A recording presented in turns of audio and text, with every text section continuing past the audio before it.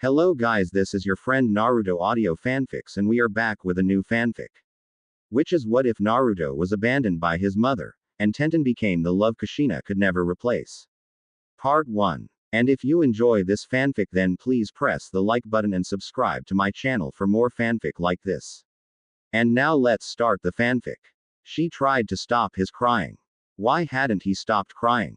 She hadn't wanted to do what she did. She hadn't even realized she'd been doing it. If Kakashi had just been seconds too slow, just seconds too slow. Her hands trembled. She felt bile burning at the back of her throat, tears stinging her eyes as thin razor blades of pain sliced through and across her chest. Minato was gone. The village was in tatters, all of her friends, her so-called family leaving in every which direction in the wake of the Kyuubi's rampage. All of the people that should have been there, that said they would be there. Why wouldn't he stop crying? Just for an hour, a minute, a second. All she'd wanted was a little bit of time, a second to just breathe, wrap her head around this whole thing, around him being gone. But he hadn't. He just wouldn't shut up. Just kept wailing, screeching as loud as he could until she heard something inside of her finally break. And then she'd almost. She lurched to her feet, the bile rising in the back of her throat as her hand covered her mouth, her stomach heaving even as it had nothing left to throw up. Her knees felt weak, shaking with the strain before she reached with her hand to grasp at the hospital bed's railing, using what little strength she had in her arms to hold herself upright. Hospital. She should be in a cell. The door opened, and she barely had the presence of mind to take note of Hiruzen standing there as her head spun with dizziness and her legs shook on weak knees. There was a vile burning at the back of her throat. Every deep, shaking breath felt like fire inside her mouth, every swallow leaving a searing trail that made her eyes water. Hiruzen didn't say a word. She didn't look at him. Couldn't look at him. The shame alone would kill her if she did. She'd never felt so disgusting as she did right now under his gaze.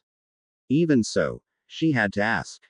Is he all right? She heard him breathe, slow, and exhale, could smell the pipe smoke from here, the ruddy light of the emergency bulbs from the hallway casting a long, dark shadow.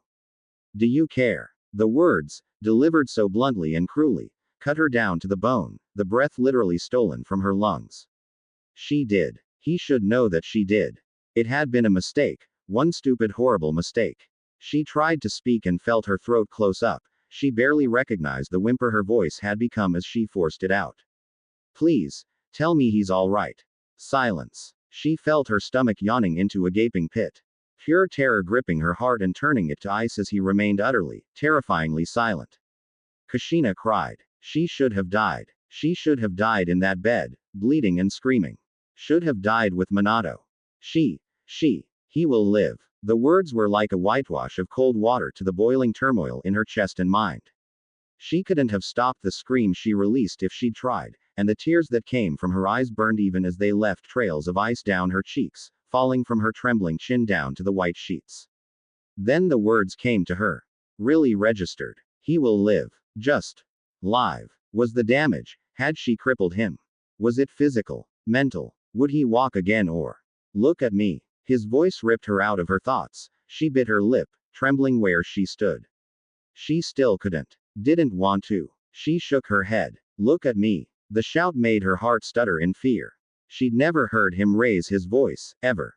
She obeyed before she could even think to disobey, turning and meeting a gaze that was stone cold, framed by a face that was seething in a quiet, dangerous fury. 2867. He spat out. The words confused her, but she didn't dare ask, or even have the audacity to look confused, not with the way he was looking at her. Even so, he noticed her incomprehension. That's how many people we had to bury yesterday. He hissed in answer. He stepped closer, and she felt like vermin, trapped in a corner as a beast loomed closer. His anger was almost a palpable heat, rolling off of him. Hiruzen was a full head shorter than her, but she felt like the old man was towering right now, monolithic and imposing as she backed up to the wall, her hands still gripping the railing besides the bed. And you nearly unleashed it on us again. Your own son. Minato's son. I should have you executed on the spot. He should. If he gave the order now she would forgive him instantly. What the hell do you have to even say for yourself? He snarled. There were a million things she could have said. A million excuses. They tasted like ash on her tongue, choked her with the vile taste. She shook her head. A fractured cheekbone, swelling in the brain. You almost broke his goddamn neck. Why? He screamed, demanding her answer. The sob came unbidden and the tears that blinded her felt so inadequate. She heard it there, plain as day. She'd nearly killed her son. Their son, and all she could do was cry when asked the obvious question of, why? Answer me. This time, she did shake her head. She would not. She would not try to justify herself. She wouldn't give an excuse. She did it, and if he wanted to put her down like an animal, she would accept the punishment without a word. The silence between them was thick, heavy with 1,000 unsaid things and 100 unasked questions. She could see his fists trembling at his side, and though she didn't dare look at him, she could almost hear when he unlocked his grit teeth and forced the words to come. He is no longer your son. The words were quiet. Damn it. Finite. Of everything he could have said, of every punishment he could have given, even death, she didn't think anything could have utterly destroyed what little remained of her heart quite so thoroughly. She felt cold, numb. His words passed through her ears like sounds from a distant world while she was trapped underwater. He will not carry Minato's surname to protect him, and he will not carry yours to spare him. Naruto is an orphan, whom will be provided for by the state until he comes of age either biologically, or enrollment to a genin team. Effective immediately, there is a standing order in place until further notice. You will never approach this boy. You will never speak to him. You will never help or hinder him in any way. You had better consider yourself as dead to him as you tried to make him dead to you. Her heart pounded beneath her ribs, beating so hard she felt physical pain as her blood thundered through her ears, so loud she could barely hear Sarutobi's voice over the rushing in her temples. Disobeying this order will be punishable by the revoking of your ninja license, prison time, or execution depending on the severity of your action. Do I make myself clear? She wanted to scream, to pull at her hair and howl, say she was sorry. Beg him for another chance, strike at him even. A myriad, whirlwind of chaotic emotions warred in her mind, but above all one thought dominated the others, taking hold of her body and forcing her to act, even as her brain felt like a mass of jagged knives tearing at the inside of her skull. Keep him safe. Keep him away from you. You're dangerous, unfit, cruel. She nodded woodenly, forcing her head to move, down, up and down again. Hiruzen looked at her, unmasked loathing in his gaze. He turned and left without another word. The door closed and she lost what little strength had been keeping her upright, her legs finally giving up the fight as she fell on the ice-cold hospital floor. She didn't move until the next morning, when a nurse found her. She'd tried to stop crying. Why couldn't she stop crying? She hadn't known it was a lie when she started it, of course. Or, maybe she had, and she just couldn't think of any other way to bear this pain. It was, after all, a pretty lie. Comforting even. Saying that something so heart-wrenching, so painful will soon be easier. Optimistic and hopeful. But still, a lie will always remain a lie. As such, it never got any easier staying away, and watching him from afar was equal parts painful and soothing that soothed the deep pain in her soul as she watched. The orphanage caretakers weren't abusive, but neither were they kind. Brusque, always busy with some other duty or child that needed to be seen to and always exhausted from long hours in a place flooded with dozens of new charges. He cried. And she couldn't, for the life of her, ever fathom why the sound had driven her to literal madness all those months ago. She could listen to it for hours, forever if that was the only thing of his voice she could hear. Sometimes when he cried, they either didn't notice, or couldn't pick themselves up from their exhaustion, or were simply taking care of other kids. He cried for hours and it was an almost physical struggle to force herself to keep still and not go to him, a torture of her emotions that she never walked away from because she could never leave without making sure someone came, and always, someone did come. Either a caretaker or a nurse, but more often than not she noticed a boy, older now, possibly an orphan genin passing through the system with the death of his parents. Thin, frail, sickly. She overheard his name as Gecko. He would carry him, change him, and feed him when he was given the bottle and formula. He smiled and made silly faces when he thought no one was looking that made Naruto smile with a mouthful of gums before he pressed his drooling mouth to his shoulder. Then, one day, he was processed through the system and gone.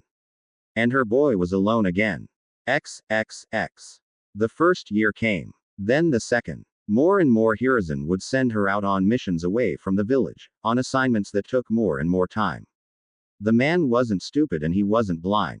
He knew what she was doing and he was giving her an out and a warning all at once. Before she knew it, the third year came and went. By the time she took proverbial stock, the orphanage had returned to a semblance of normalcy, no longer full to bursting with children whose parents were killed by the fox or enemy ninja. Her boy had grown. The caretakers never neglected him, never abused him, but few treated him kindly. Only one, an old man that could barely walk even with a cane, ever did more than simply feed and ignore him, and his attentions consisted of tossing a ball with her little Naruto a handful of times a week, making exaggerated motions and faces. He played with the other children, chewed on toys too big to be swallowed. He spoke his name and a few other words. The first time she'd heard it, her heart crumbled a bit more with the pain of it. She didn't know when he'd started talking. It must have happened when she was on mission, certainly. But which mission? What month? What day? What was his first word? Had anyone besides her cared? She didn't know. And she had to repeat it to herself that she had to stay away, that she'd tried to kill him, that she lost the right to these things, these privileges that mothers enjoyed when they weren't dangerous, like her.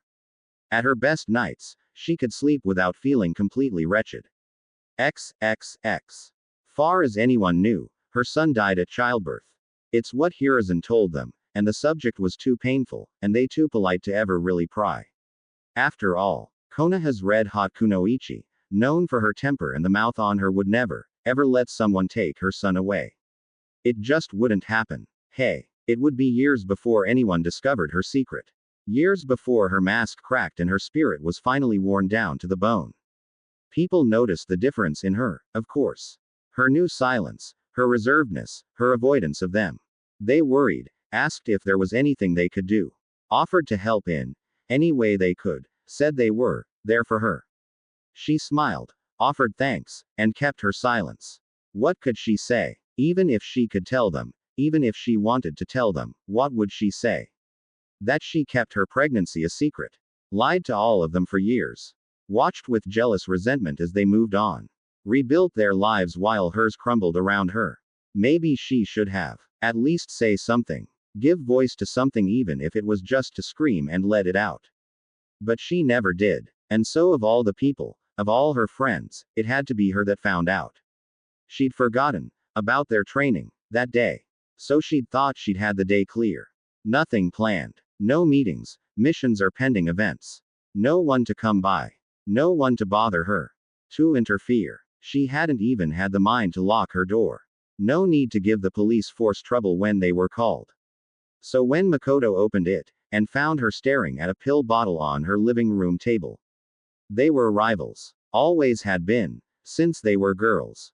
They hated each other. That's what they each told the other all the time. What they told all of their mutual friends. But she'd never seen the woman move that fast in her life. Makoto grabbed the bottle before she could even think to hide it, and looked at her with a face that was too pale, eyes too wide and frightened before she emptied the damn thing right down her sink. She heard the clicks and clacks of pills, rattling in plastic, the running faucet washing them all down the pipes. She heard Makoto slam the bottle over the countertop and shut off the faucet. They didn't look at each other. Hell, neither of them even spoke a single word for a long, long time. When Makoto moved again, she knelt in front of Kushina, dark hair casting a shadow across her face with the angle of the light from the window, red eyes shining like blood-drenched rubies, 3 tomo spinning in the iris. Talk to me. There was a suggestion there, a command. She could feel the foreign presence, feel the tug on her will and thoughts. She could have resisted. She'd done it before. Second nature by now. Couldn't let the Uchiha princess beat her, after all. But she didn't. Maybe she didn't want to. Maybe she just didn't have the will. Or maybe the suggestion was never necessary at all. Her voice broke into a choked sob, and before she realized what she was doing, she was lurching forward, all but collapsing onto Makoto, whose hands rose up and caught her, clutched her close as she sobbed into her neck and shoulder. The words came out, broken and nearly incoherent with grief, pain, and a sheer desire to be given voice after so very, very long having been kept in the cage of silence. She felt her longtime rival rubbing circles along her back, long fingers tracing tense muscles as she listened quietly and let the years of grief crash over her. She wasn't sure how long she spoke, or how long she cried. She wasn't even sure what she was saying or if Makoto even understood half of it. When it was over, Makoto vowed to come back the next day, and forced Kushina to swear, to never try this again. Never even think it. The heiress knew she was fierce at the notion of keeping her promises. She did come back the next day. And the next day. And the day after that. After that day, she would never again refer to Uchiha Makoto as anything less than her friend. XXX. When he was given an apartment at 8, she wasn't sure if it was better or worse. The orphanage was no home, but neither should an 8-year-old be worried about paying rent, water and light, or cooking for himself. Others were watching him. Others were always watching. It was the only thing that brought her some semblance of comfort that he wouldn't spill boiling water onto himself in an accident and die before someone got him to the hospital. They would keep him alive, especially Kakashi. She could feel his gaze pass over her whenever she drew near, like a burning hot floodlight, illuminating and searing over her flesh. He hadn't forgiven her. Good. He shouldn't. She hadn't. He had no one to teach him, and so he learned things slowly, and he learned them on his own. As such, he learned to read late, and not well. Books, diagrams. He stuck to it because it was needed, not because he enjoyed it. Math was a different matter. He needed it, used it every day. He picked it up fast by pure necessity when most of his peers were still playing in the playgrounds. He dreamed about being a ninja. Even his dislike of reading didn't stop him from collecting book after book after book of ninja, and the Hokage especially. His monthly stipend was from Minato's trust, and various village programs. What money she tried to send his way was funneled into the accounts. She knew Hiruzen pretended not to notice, and she was grateful for it. It let Naruto afford better gear when he went and shopped for it. Weapons, bandages, explosive tags. Even if he didn't inherit Minato's natural talent, he seemed to have at least gotten his penchant for preparedness. If he knew what he needed for something, he wouldn't try to cut corners or do without unless he absolutely had to. He wasted absolutely nothing. When he called or hired someone to repair an appliance, he watched them like a hawk.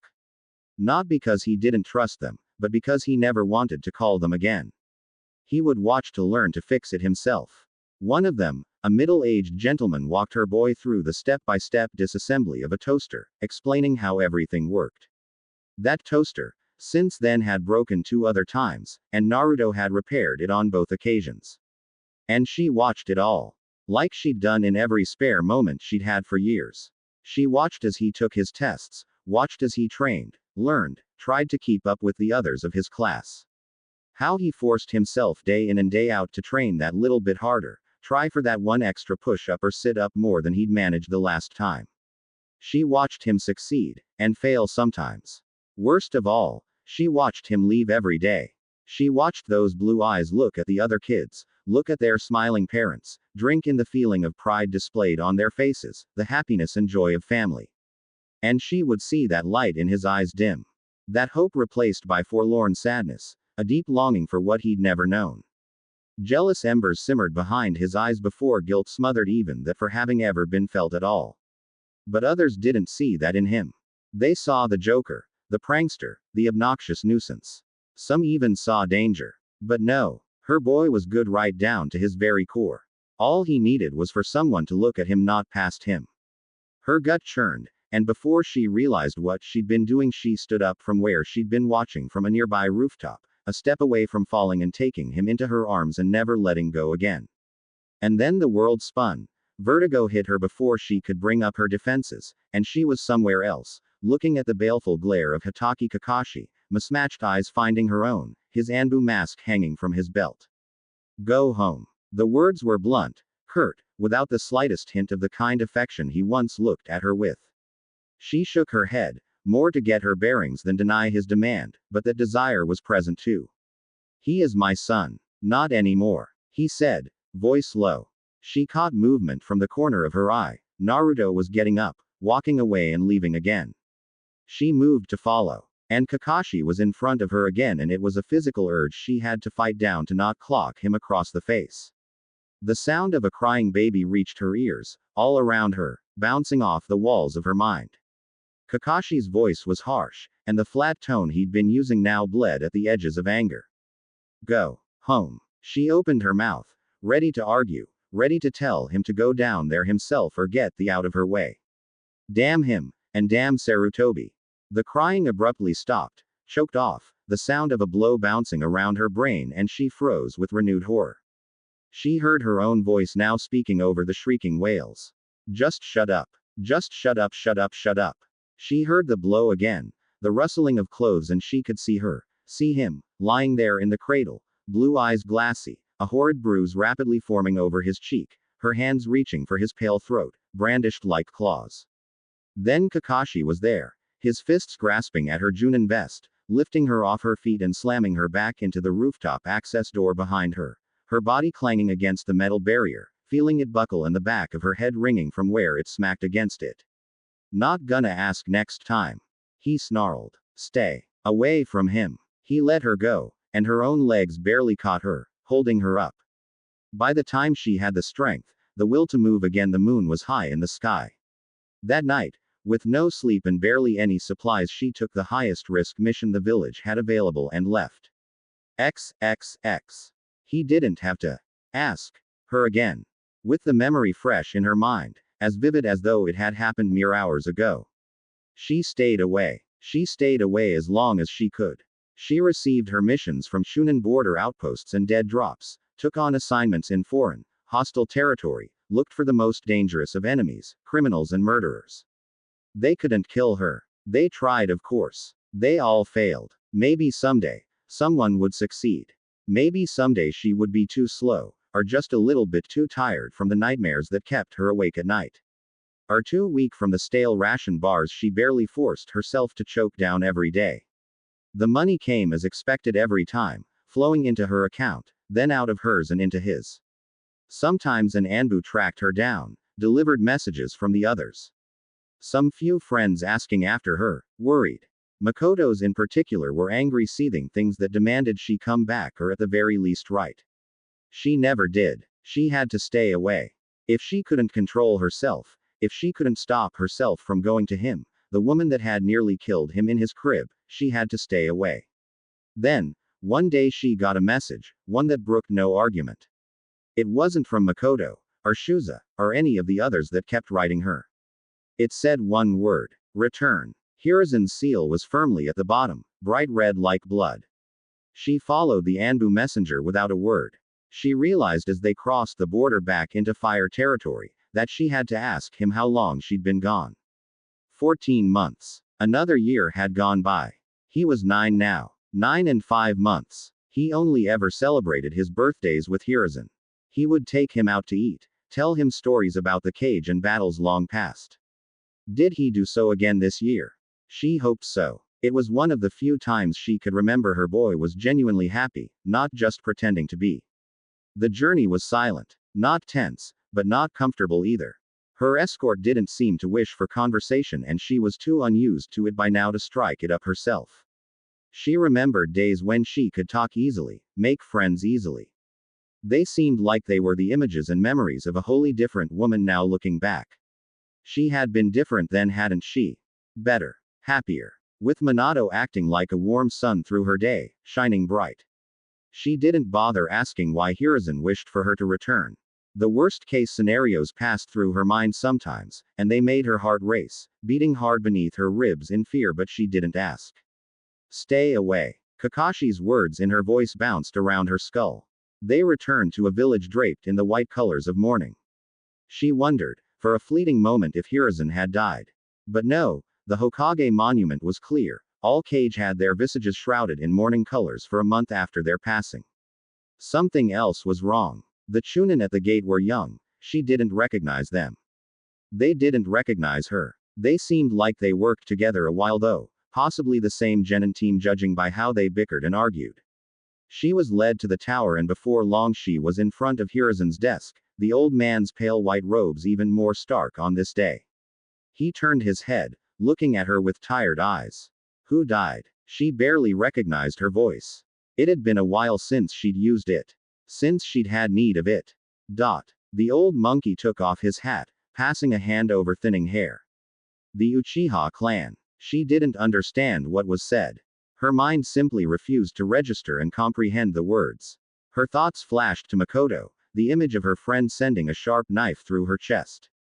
Wah. Only a handful of survivors.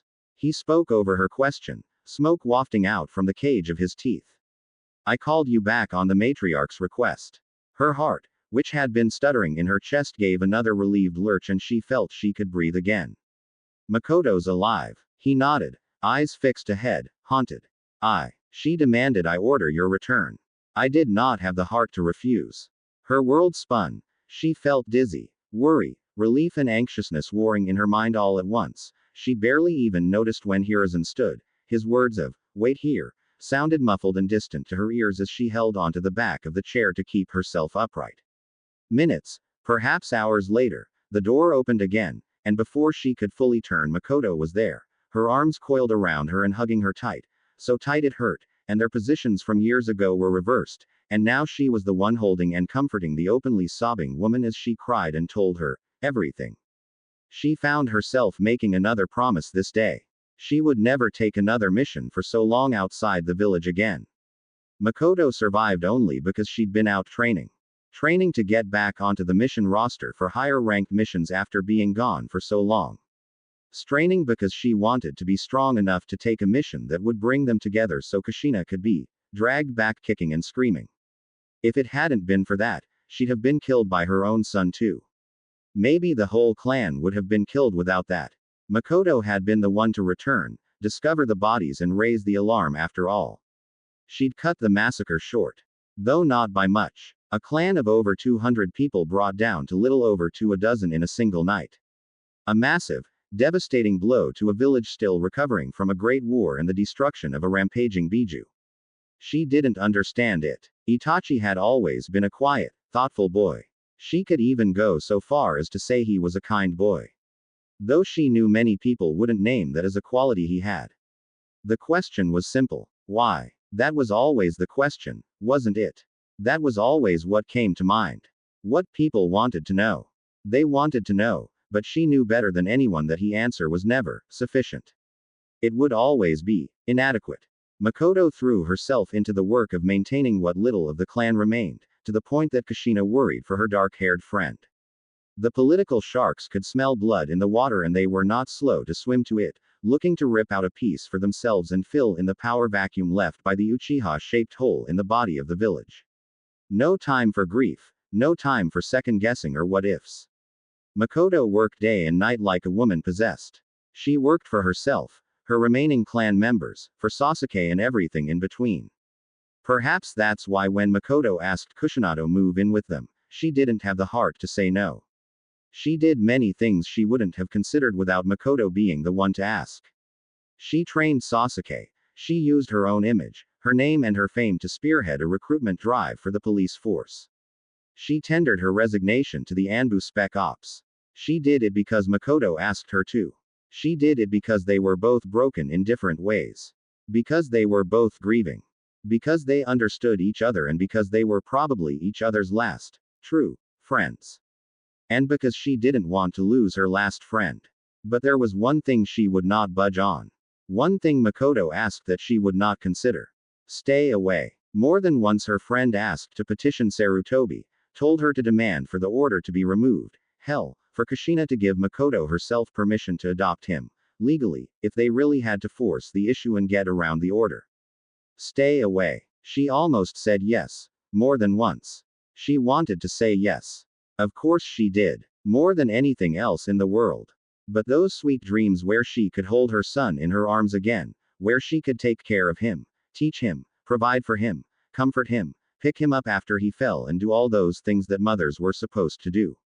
Those dreams always ended the same way. They end with the sound of her fist striking a screaming baby with all her strength. Hitting him again and feeling the bone break beneath her knuckle, feeling the sickening give of his cheek snaking all the way up her arm and watching his eyes turn glassy, the red sputter out of his nose and mouth, hearing him choking on his own blood, as he tried to suck down a wet, ragged breath. And her, feeling absolutely nothing. Merely ready to hit him again so he would just be quiet. Then she would wake up. And she would say no. Makoto would scream, rage, even cry on one occasion. Tears of frustration and fury as she shouted that Kushina had punished herself enough for her mistake. She was wrong. It might never be enough. Stay away. So she did. She watched him. She had that luxury now. She got a full week of time before Kakashi caught wind of it and shadowed her once again. Or, perhaps it was a week before he slipped up and she was able to detect him. Either way, it didn't matter. The third ordered her never to approach him. To never speak to him. But he never said she couldn't see him. Kakashi could not keep her from watching. When he failed the academy the first time, she expected him to cry. He hadn't. He'd stubbornly grit his teeth, and choked down the tears that glimmered at the corner of his eyes. Even as some of the crueler children laughed at him. He clenched his fists and rigidly refused to sob. That had been more heart-wrenching than if he had cried like a boy his age should have. His second year was better than his first, with children closer to his age group. He made friends with two of his classmates, a girl called Tenten, and a boy called Lee. They played often after class, with Lee being one of the few that could keep up with Naruto's boundless energy. Tenten made Kushina smile when she was around. She seemed to be the brains of their little operation, keeping both of them in line and not being afraid to boss them into line. When he failed the second time, on the grounds that he couldn't do the Bunshin no Jutsu when Lee couldn't even use chakra to do any of the 3 basic academy jutsu, her hackles and her suspicions were raised. She found the culprit that very night. One of the Chunin examiners, old enough to remember the Kyuubi attack. Old enough to hold a grudge. He'd fixed the score. She didn't hurt him. Though she'd been tempted. She took the evidence to the Hokage, the Chunin being none the wiser. He didn't act as she'd expected. He didn't give Naruto the Hittite, place him on a team as he deserved. Perhaps it would be too embarrassing politically. Perhaps it would cause too much of a scandal that the academy allowed the instructors enough control and too little oversight that they could rig test scores so brazenly. But that Chunin was fired the following morning. And like a great cleansing flame, Sarutobi's hand came down over the academy in the summer months in a way she hadn't seen in a long time. And Uchiha Kunoichi was an instructor for his 3rd year, along with another young Chunin, Iruka. Sasuke was in his class. It was probably because of Makoto's encouragement, but quiet, shy Sasuke was the first to break the ice between the two. And Naruto made his 3rd friend. Though he still considered Lee and Tenten friends, time and absence had forced a drift, though she had no doubt it would be mended quickly once they saw each other again. As for his instruction, Iruka was not a bad teacher, all in all. She could even go so far as to say he was a good teacher. And even though she could see moments of tension within the man, moments where she could tell he remembered exactly who Naruto was, she could commend his professionalism. He never took off 1 point or gave 1 extra to any single student. Not even Naruto. The Uchiha Kunoichi, Nanda, possibly because of Makoto again, did go the extra mile. Offering tutoring for 3 hours every Saturday morning to the students and encouraging Naruto specifically to take it. He passed that year, though he still couldn't do the Bunshin to save his life. He'd never looked so happy as he did the moment Iruka tied the headband around his head. His smile was infectious, she could feel it even where she hid and watched. Iruka himself couldn't help but smile back at the boy. Probably the first smile he'd ever given him in the entire year. Makoto took Sasuke to celebrate, and in that moment, barely waited for him to even pose the question before inviting Naruto herself. It was a strange thing. Being grateful and at the same time feeling the hurt twisting her stomach into knots. She took them to one of the more lavish restaurants near the Hyuga district. Kushina had only gone once, with Minato, years ago. He liked it because it was, literally, the best seafood in town. She liked it because the amount of food they served justified the considerable price tag. A bit. A very little bit. Naruto was shy around Makoto, quiet, reserved, but it didn't take long for Sasuke's poking and prodding to get him to his old self again, with both boys making bets as to who would beat who or get to Chunin first. Then Sasuke asked a question. Ka-san. Yes, Sasuke. Will Aunt Kushina come by? She froze where she sat, as if her name alone would make Naruto suddenly aware of her presence. Her name. He knew her name now. Huh. You have an aunt. Of course I have an aunt, idiot. She felt something in her chest petrify, turn brittle and break, the crumbling pieces of it falling away. Makoto answered him, but her voice wasn't really directed at him. I don't know, Sasuke. Maybe. It was a question to her, an open invitation laid flat on the proverbial table. And in that moment the words she'd clung to for so long, the simple order that had been her guard rail for the entirety of his life, stay away, was suddenly absent, a distant echo in her thoughts, slipping through her fingers like water as she tried to grasp at it, keep herself from going in there. She trembled where she hid, a whimper choked down in her throat, a dozen emotions suddenly surging from within where she'd long since buried them in an effort to numb the pain.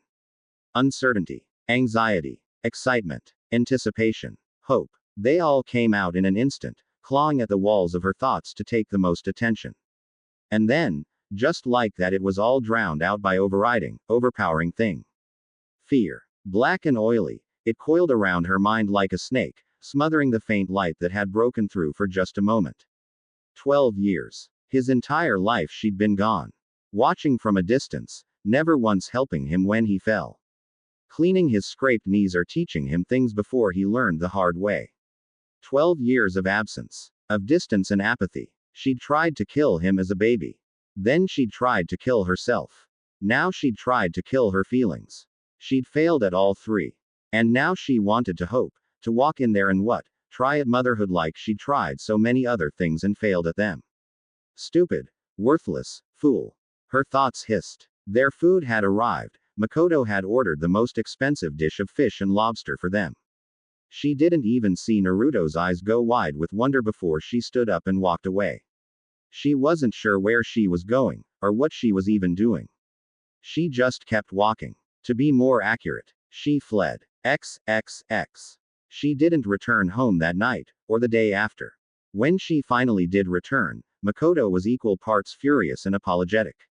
A curious dichotomy of emotions that ended with Makoto bandaging Kushina's fists, caked with her own dried blood. She found out the team assignments that night after Sasuke made it home. He'd missed out on the top spot of the class by a mere handful of points, the title going to Aburame Shino instead. Sasuke was placed with Inuzuka Kiba and Hyuga Hinata, Naruto with Shino and Haruno Sakura. Sasuke's sensei was another Uchiha, one of three remaining in the clan with a fully awakened, three-tomo Sharingan. Makoto was the second and the third Akunoichi, making a bid to receive the nomination to lead the still rebuilding police force. Naruto's sensei was Hitaki Kakashi. Again, it was a curious thing. This mixture of gratitude and hurt. No one would protect Naruto more diligently. And no one would work harder to keep her away from him. She didn't watch Hitaki's test the day it happened. Too worried her presence might drive the man to do something rash, or that she would interfere in some way. But she heard he passed minutes after Kakashi declared it all the same. The rest of it didn't matter. All the conflicting, exaggerated or changing stories didn't matter. All of the speculation and deductions, none of it mattered. All that mattered is that Naruto had passed, and that he was happy. She kept her distance for a time, for all their sakes, but truthfully, more for hers than anyone else. Her last conversation with her late husband's last living genin had been hard. The memories Kakashi dragged up for the both of them with that eye of his still rang clear as day in her head, never allowed to fade from her thoughts. He'd done it with rage in his chest, and the sheer longevity of the subconscious command he delivered spoke volumes of how witnessing her actions had scarred him as deeply as it had her. But even the fury of that cursed eye wasn't going to keep her away forever. The day she watched the team in the training grounds, he approached her almost as soon as she'd found a vantage to observe comfortably. His feet touched down so silently, even another Junin might have missed it. She didn't. I thought I was clear enough. He said. You'll have to cut out my eyes if you want me to never see him again, Kakashi. Despite the violent imagery of her words, her voice was soft, almost too quiet to hear. Shino has his insects frequently out in the surrounding area. He won't spot me, she declared, watching as Kakashi instructed the two boys sparring together. While Naruto's technique was lacking, the fact that Shino couldn't simply wait him out as his bugs drained Naruto of chakra was showing many flaws in the Aburame's own form when he was put under pressure. He'd better not, he finally said, disappearing in a puff of smoke, knowing he couldn't force the issue. XXX. She could see it in the days and weeks that followed. His team was good for him. Chalk it up to Abarame's ingrained need for efficiency, or to view things logically, but Shino forced his teammates to train in ways that strengthened their weaknesses. With his suggestion that Sakura join in Naruto's morning training routine to increase her physical capabilities and that Naruto reread everything from the Academy's combat practical curriculum under his and Sakura's watchful eyes and in Sakura's case, head-slapping stick so he'd concentrate, she saw her son's harsher edges begin to round out. Even in social skills, as she saw when he noticed for himself when he was getting on his teammates' last frayed nerve after a long day and curbed his habitual overeagerness in displays of self-awareness and control, she knew couldn't have been easy for him. Even so, Abarame's obsessive need for everything to be running to standard didn't stop with his teammates.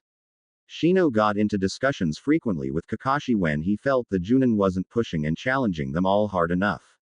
He was wrong in some instances, of course, while Kakashi's pace was a bit more lax than she perhaps would have taken with the kids. Shino's unique physiology did not allow him to fully grasp how much rest regular human bodies required between bouts of strenuous exercise to receive actual gains rather than increased risk of injury. A blind spot Naruto wasn't really helping with. But still, Kakashi was curbing the more oblivious suggestions he was giving, like allowing his hive to eat through all of Sakura's chakra reserves every morning so the girl would train without it and thus increase her reserves faster while adopting the more sensible ones, like teaching Naruto some high chakra requirement jutsu since he seemed to have so much chakra that a percentage of Shino's hive had eaten themselves to death, with Naruto being utterly oblivious throughout the day. That thought brought a chuckle out of her. She wondered for a time, what would have happened if Sasuke had been on Naruto's team instead? The boys were friends, but Sasuke's timid shyness gave way to a fierce competitive streak, especially with Naruto. She couldn't picture her nephew encouraging Naruto's rapid growth in the name of team efficiency. Then, one fine day they left, on a C-rank mission outside the village. In the following days it didn't take her long to find a wholly new, strange, sensation to add to the list. Anxious restlessness. He's been out of her sight before. Not very long ago she had been absent for 14 straight months without sight or sound from him. But back then he'd always been within the village. He'd always been in a place where the greatest danger he could face was his own mishap. Kakashi was, arguably, the strongest ninja in the village beyond herself and Sarutobi. He would protect Naruto. There was nothing that should even come close to threatening him on a C-rank mission. Even beyond Kakashi, Shino could double as an effective sensor with his Kikaichu. Very little could sneak past his insects, even she had trouble on occasion avoiding their myriad of eyes and ears. All of this was credible in her mind, all of it made sense, and absolutely none of it made her anxiety levels any more bearable. She paced across her rooms in the Uchiha compound when she should be sleeping, or trained till the sun was well beneath the horizon, walked the village streets like a wraith, all the while counting the days to their scheduled return. It got so bad Makoto had actually started lacing her nightly teas with sleeping drafts so she would actually sleep. Not just close her eyes. If they were late, order or not, authorization or not, she would march out of those gates and head to wave herself. They ended up being late by nearly a full day. She already had weapons and supplies packed and ready to go before word finally reached her. The relief that sagged her shoulders uncoiled the tension through her body, and for the first time in what felt like forever she felt her ribs seemingly uncoiling from the crushing embrace they'd held over her beating heart and diaphragm. The deep breath she finally sucked down that expanded her lungs made her muscles ache pleasantly as they stretched and finally relaxed. Still, it wasn't enough. It wouldn't be enough until she saw him with her own eyes, looked at his smile and heard his laugh. She resisted the urge to run, but it was not by much. Either through luck, or providence, she arrived at the tower before them. She hovered for a moment at the lobby entrance, indecision warring in her mind before she reached a decision, hatched a plan. She hid her chakra signature, marching up the stairs and lingering beyond the hallway that led to Hiruzen's office. She sensed his chakra when he drew close, a little beacon of sunshine next to the little puffs of cloud beside him. Kakashi wasn't hiding his, he likely wasn't aware of her presence. Good. As they ascended the stairs she made her way across the hall and stepped into Hiruzen's office. The older man turned at the sound of his door opening, eyes finding hers. She saw the lines of his face deepen, eyes turning sad and guarded. Kushina, he said, what brings you here? I was wondering if you had an assignment. She lied. He raised an eyebrow, and in a second she saw his eyes narrow just a bit as he caught on. Too late. The door slammed open, and a loud voice called out as she slipped her mask in place, selling the thin veneer of serendipity as she hastily hid her face. Hey old man. We're back. His voice made her smile, loud as it was, but his appearance caused her to worry all over again. His right fist was bandaged. She could smell the faint hint of medical alcohol, sharp and sterile across her senses. His jumpsuit was damaged with numerous scrapes that tore the cloth. But his smile was brilliant, setting her whirling thoughts at ease. Naruto. Sakura shouted behind him. You're not supposed to talk to Hokage-sama like that. But Sakura-chan, he whined. Please do not be so loud, you two. Shino complained, requested. Looking at the genin that had marched ahead of the man, she spared a glance behind her towards Kakashi. He stood at the doorway, the picture of an unbothered Junin, save for the look in that onyx black eye of his. Even someone half as smart as him could have put two and two together. Ma. The man smiled at Hiruzen. Team 7's completed their mission. But we can come back to give the report later, Hokage-sama, since you seem busy. There was a moment between the three of them. A small brief window of eternity the bickering children seemed momentarily oblivious to. Then it was broken. Hiruzen finally spoke. Give your report, Kakashi. My business with Anbu-san can wait. The only hint to the man's anger was the minute tightening of the skin under his eye. He nodded and then looked to the three. Hey. Yes, sensei. Shino asked. Why don't you guys head out to eat? He asked, eye crinkling in a smile. I know you're hungry, and I'd probably be able to get this done faster if it's just me. Wadea mean Kakashi-sensei? Naruto asked, squinting up at the taller man. I was gonna tell Gigi about the awesome part where Shino and me. Shino and I. The Junin corrected with a smile, patting Naruto on the head with a chuckle. It's all right, Naruto. Go get something to eat. I promise I'll not leave out a single detail about all of the team's heroics. Naruto shrugged, smiling as he usually did. All right, let's get something to eat, guys. We're not having ramen again. Sakura exclaimed. But I haven't had any since we left. She barely heard Shino mutter out a quiet answer before the three of them were walking down the hallway, the door shutting behind him. Should I be worried about you stalking my team now? I came here for a mission, she shot back, feeling her lip curl. I'm sure. Stop. Hiruzen's voice made them both fall silent, stiffening where they stood as the older man closed his eyes, seemingly fighting off a headache. Report. He demanded. Kakashi obeyed. The mission was a success, as you suspect, he stated. What complications did you face? Hiruzen asked. What makes you think we faced complications? You're saying you injured Naruto in the village walls. Hiruzen raised an eyebrow. It's the only way I see him marching in here with anything less than a fully healed hand. The copy nin took a breath. The complication is that the mission was never AC rank. The client lied then. Quite. The Junin nodded. This mission should have been classified as an A rank escort mission. You faced an enemy ninja force. We did. 4 in total. 3 Chunin and 1 Junin. All missing nin. There was a twisting in her gut. A spike of something she could only liken to worry, something that was barely appeased by the knowledge that she had just seen him. He was safe, and he was whole. Kakashi went on to explain the mission, encountering the demon brothers on the road, spotted long before they'd physically reached them. The Aburame had slowly drained their chakra. By the time they realized they'd been discovered, it was too late. Both Kiri's demon brothers had tried to run, only for Kakashi to intercept. He'd killed them both, and she was grateful to note he'd allowed the men to run far enough so that none of his team had to see the grisly deed. Why did you not return to the village at that point? I made an error in judgment. Kakashi admitted. I believed the demon brothers, or perhaps some particularly strong Chunin, would be the worst we would face. Nothing I couldn't handle. It would give the team valuable experience. The only reason I even chased the demon brothers at all is because, even tired, they were too fast for Naruto, Shino and Sakura to catch up with, and I figured if they regrouped with anyone else that could be working with them, then we'd be in trouble. Sarutobi took a breath and Kushina had to work to keep herself still.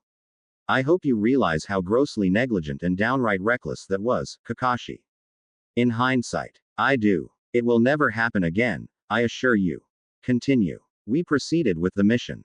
Nothing untoward happened until we moved across the body of water that separates Wave from the rest of the mainland, at which point we were ambushed by Momochi Zabuza. The bloody mist. The very same. We battled, and honestly, he smirked. My team stepped up.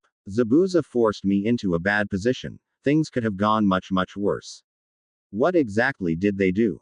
Sakura, surprisingly, is the one that came up with the plan. Shino provided cover for the team against the Mizu Bunshin, and Naruto himself practically attacked Zabuza alone to get him on the back foot long enough for me to capitalize on the opportunity they made. Can I trust you to provide a full report? I'll have them write their accounts to go with it later, but yes. At the end of it, Zabuza was injured, as was I. He retreated with the help of his last accomplice, a young Chunin-level shinobi. You proceeded with the mission even then. We'd already crossed the river. If we retreated, we ran the risk of being attacked by more mist ninja in a territory they would be strongest. Sarutobi sighed. You are not making this any better, Kakashi. You were supposed to keep him safe. She hadn't realized she'd spoken aloud until both men turned their eyes towards her. What was that, Kushina? Hiruzen asked. A part of her told her to be quiet. The rest of her smothered that part and then rounded on her husband's old student, a palpable fury making her whole body tremble with rage. What the hell is wrong with you? He faced her fully. This long-standing hatchet laid down between the two of them was finally gonna be raised, it seemed. Something to say. He got right in her face, Sharinganai on full display, and before she even realized it, she had a knife in her clenched fist. She barely even noticed Hiruzen standing from his desk, eyes watching them both. You were supposed to keep him safe. Not go off like you've got the biggest pair in the goddamn country. Nothing I can't handle on AC rank. The class did you take? Because you had to learn how to shove your head so far up your own from somewhere. You really wanna compare on a scale who screwed up the supposed to keep him safe responsibility? Yeah, that's right. She felt it now, a fire flickering to life in her chest. You look at me like I'm everything that's gone wrong in his life. Maybe that's true. But when you can't look past your own ego to consider his or your team's safety, you don't have the right to judge me like you're perfect. Minato taught you better. Guess we're both pretty big disappointments then. Her hand rose, and before she even saw him move, something gripped her bicep with bands of steel, holding her still. Hiruzen was standing behind her, his hand gripping her arm. Enough. Kakashi's mismatched eyes swiveled towards her hand, and then back towards her. For the briefest instant, she could have sworn she saw his features flash with sorrow before they hardened to the familiar, quiet contempt. What? Didn't realize you'd raised that fist of yours again. She never in her life ever believed she would have grown to hate Kakashi as fiercely as she did in that moment. He looked straight at her as he spoke his next words. I want an order to keep her away from Naruto and my team. The last thing any of us need is him catching sight of her and asking questions that'll just lead to him getting hurt, especially since it seems she hasn't gotten much better at controlling herself. I won't obey that order, she swore. It was treasonous, it was stupid to say it. But she didn't regret saying it for a single second. The flickering ember in her chest burned now into a full flame, rage driving her, making her feel a little bit like the woman she used to be. Sarutobi made a noise of disgust in his throat, thrusting her arm down to her side and stepping between the two, shoving them both apart with hard punches to their respective chests. His lip curled as he looked between the both of them. You will obey any order I give. And you will not try to manipulate me by knowingly pushing her buttons. The only order I am giving is that if you two start brawling in the streets, you're to be arrested for a month and will face a steep fine of my choosing based on how pissed off I am the day it happens. Both of you get out. I expect a written report by tomorrow morning, Hataki. I've had enough. They weren't happy, either of them. If she could have, she'd have reached across over Hiruzen's head to rip his goddamn eye out, and she had little doubt he was thinking the same thing. He took a breath, vanishing in a swirl of leaves before she rounded to the door and shoved it open the old-fashioned way. The massive oak slab nearly took down the walls, and whoever was stupid enough to be in the hallways quickly made themselves scarce. When she got home later that night, Makoto commented it was the first time she looked like herself again in 13 years. XXX. Okay, before anyone goes off saying I'm bashing Kakashi, I can't stress enough how much that is not my intention. Kakashi isn't a villain. in this story. He's not the one keeping Kushina away from Naruto. Please consider that the day Kushina had her breakdown and nearly killed Naruto, Kakashi was just 13 years old. A grown person, witnessing that would be shaken. Someone Kakashi's age, at the end of the very same year that saw him lose his best friend, his last remaining teammate, his sensei, nearly having his home destroyed, culminating in what must have been an absolutely horrifying moment witnessing what Kushina did to Naruto. This left a very deep scar. One that, like Kushina, he hasn't entirely gotten over, and like Kushina isn't entirely ruled by cold hard logic. So don't think I'm bashing the guy. I'm really not. Though I know it's easy for that impression to be made. Also, another reader asked me, is the FIC going to slow down? The answer is yes.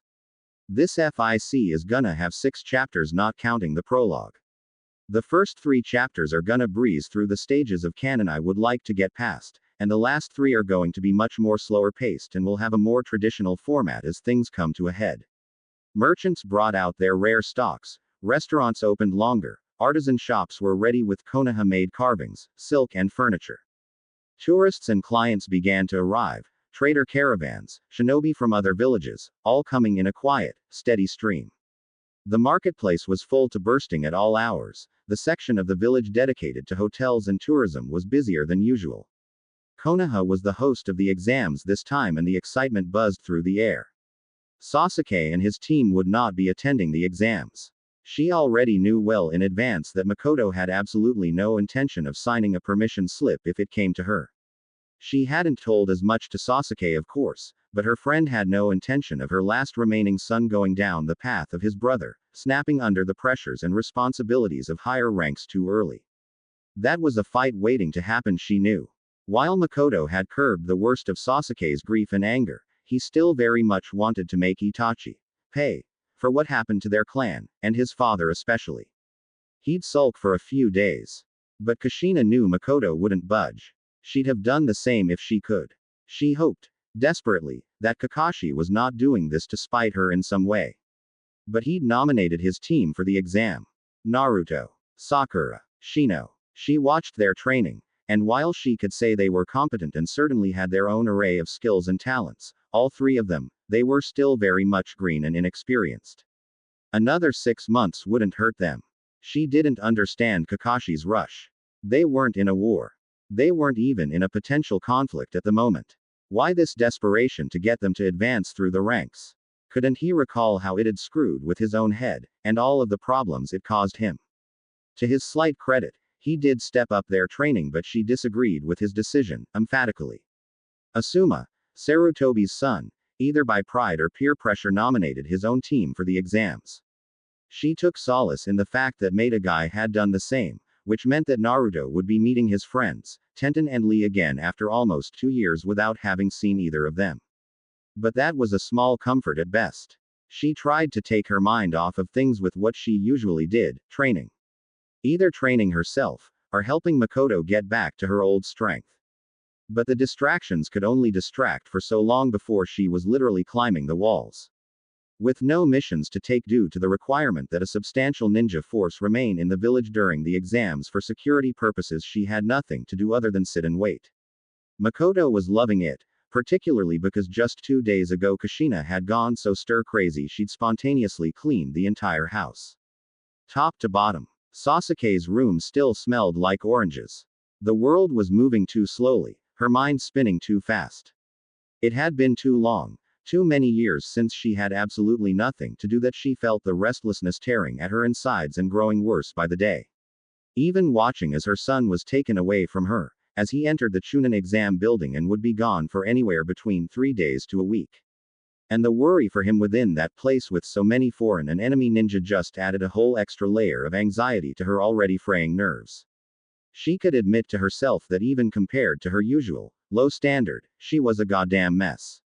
This was the epiphany that hit her squarely, minutes before she marched into the Uchiha compound on the second day of the exam to find Makoto arguing heatedly with a white-haired, tall man in kabuki sandals. I need to talk to her. No. You need to get the off of my property before I make you get the off my property.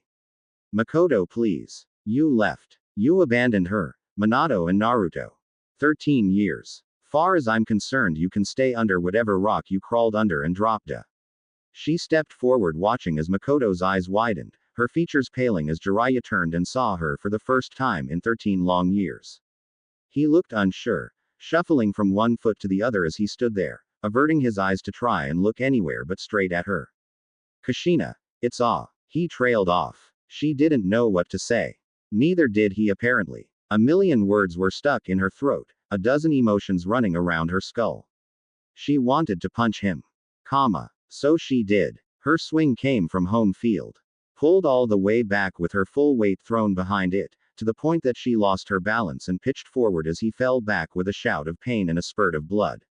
She felt something give a satisfying crunch under her knuckles, and his grunt as he fell to the dirt felt too good to be healthy. She hit the ground and realized she was breathing heavy. Every slow inhale shuddering her whole body as her fist throbbed painfully. Had that crunch been from her and not him? Her fingers were numb, and it was hard to make another fist, but she managed. She wanted to hit him again. Deserved that, she heard him say, groaning in pain as he rolled to the side to get to his feet. She wasn't sure when she went from her own spot on the ground to gripping the collar of his jacket, fisting it in a white-knuckled grip as she lifted him and slammed him back down to the packed earth, hard enough to kick up dirt. He looked at her, with a bloodied nose and sad eyes. He didn't raise a hand to stop her as her fist rose and came down in another blow that cracked against his jaw. Why? Every time she asked, she slammed him against the ground, the words feeling like razor blades across her throat. She felt Makoto's hands on her shoulders, the strength of her grip giving Kushina a measure of focus as she recognized it, looking at Jiraiya, who had done nothing more than close his eyes and grunt at every impact. If we couldn't be there for him, you promised you would be. She accused. You promised Minato. You promised me. And I let you both down. He nodded, his hands rising to rest on her wrists. I screwed up. I know I screwed up. I went inside my own head for a long time and didn't want to get out. But I'm here now. Let me make it right. Please. She heard a sob. Distantly, she recognized it as her own, her grip tightening so much she heard something tear along the fabric as Makoto's hands went from her shoulders to her biceps, pulling her back with a gentle but firm force. Let him go. Let him go. She heard the whisper in her ear. This won't help you if it gets out. Let him go. Her hands opened, like clamps releasing, and before she knew it, Makoto was pulling her away, her legs making her rise, taking 2 steps before she fell like a limp doll onto the front porch of their home, hands trembling as they hovered in front of her. She barely heard the words said as Jiraiya stood, listening to the two beside her as though she was underwater. She kept staring at her hands, seeing one finger beginning to swell, 2 of her knuckles discolored, the blood already drying on the ground. Makoto made him leave. When she came back, Kushina hugged her friend as though she was her last lifeline, clutching at her, burying her face in the Uchiha matron's navel as she felt her slender fingers comb through her hair. XXX. Jiraiya returned the next day. She didn't see him. Makoto met him at the door. She heard her urge him to leave again. He did, after a time. He returned the day after that. And the day after that. By the 4th day, she gathered both her courage and her control and finally stepped out of the house to face him. He looked at her, and she could see a glimmer in his eyes that may have been the hint of tears. He looked haggard, worn, old. Jiraiya was older, but he was never old, gifted with a simple nature, an easy laugh, the ability to make others laugh. He was never old, but he looked it now. The lines of his face, the slump of his shoulders, the way he almost seemed to shrink in on himself under her eyes. Her anger was still there. A festering, gnarled root, sticking out of the soil of her spirit, twisted and hard. But so was something else, not forgiveness, a weariness. A sense of being tired. Of not wanting to remain angry at everyone. At everything. She stepped forward and stood beside him. She didn't look his way. She stared straight ahead, over the wall and towards the towering green forests that surrounded the village. The silence between them hung thick and heavy. Too many emotions, too many things unsaid. Finally, he broke it. I'm sorry. He sighed, scratching the back of his head as he took a deep breath through his nose. It doesn't even begin to cover it, I know. If I could do it all again. You can't, she said. She knew that better than anyone. Can't go back. Can't take it back. Can't make different choices. I want to make it up to you. You and Naruto too. Can't do that either. Not for me. The wound was too deep.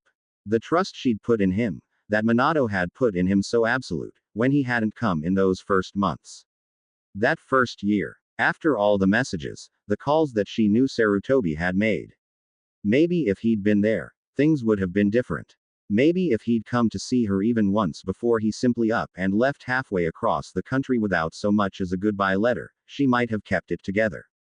Maybe if she hadn't had to endure Minato's death and his abandonment of her to a newborn baby and a world without her husband, she might have a family. Was that fair? No. It probably wasn't. She didn't feel like being fair though. Make it up to him, instead. The words came out of her without thinking. Even without thinking, she meant them. You always told us you'd take care of him. That you'd train him. Protect him. So do it. She demanded. Finally turning to look at him, he looked back, meeting her gaze with forlorn solemnity. You want to make it up. Do that. I don't need or want anything else from you. It came out harsher than she intended. A part of her felt the pang of guilt. The rest of her was trying to keep restraining the hurt and the anger behind whatever cage she'd managed to seal it behind for now. He licked his lips, eyes diverting away, nodding once. I understand. He turned and walked away. She listened to him leave, too afraid to turn her eyes and look at him. Too afraid she'd say something she'd regret. That she'd dig the knife just a bit deeper. Makoto walked up behind her. Oh. She took a deep, shuddering breath, shaking her head as she held up her hand, forestalling the question. Just go. All right. You're busy, and I just wanna be alone right now, Makoto. Kushina, please. She couldn't remember the last time her voice sounded like it did now. Brittle. Glass slowly cracking under too much weight. Just go. Just for a little while. Makoto hesitates. And Kushina can hear the uncertainty in her voice. Oh, okay. She left, her footsteps fading away. And for once Kushina was grateful for the sepulchral silence of the Uchiha compound. Naruto passed the preliminary exams. So did Sakura, but Shino did not, apparently having drawn a fight against none other than Rock Lee. The teams trained together to prepare, Kakashi and Guy. With one of Guy's students, a Hyuga, choosing to train his clan techniques, the two Junin had decided to pool their time and knowledge to train their students together, a decision probably encouraged by Lee and Tenten's friendship with Naruto. Guy would train them in the morning, paying special attention to Sakura in particular, whom was, by far, the weakest in terms of physical strength, pushing the girl to her limits and past them. Kakashi would train them in the evenings, also paying special attention to one of Guy's students, Tenten, who in terms of ninjutsu variety was lacking to the point of non-existence. Maybe it was to repay Guy in kind. Maybe it was part of that inane contest the two had with each other. It would be almost a week before Jiraiya walked into the picture. Maybe he needed time to compose himself. Maybe he needed time to think of a training program for the remaining 3 weeks. Either way, he entered Naruto's life with his typical flamboyant Bomba City, marching into the training ground, striking up a conversation with Guy and Kakashi as the students trained and then loudly declaring that he'd whip one of these kids into shape better than either of the Junin ever could. It was a challenge Guy jumped into with enthusiasm. But Kakashi knew his motives and didn't protest when Jiraiya declared he would take the most hopeless case, and pointed at Naruto. Her boy protested at the description. Loudly. He was even more displeased at not being able to train anymore with Tenten and Lee.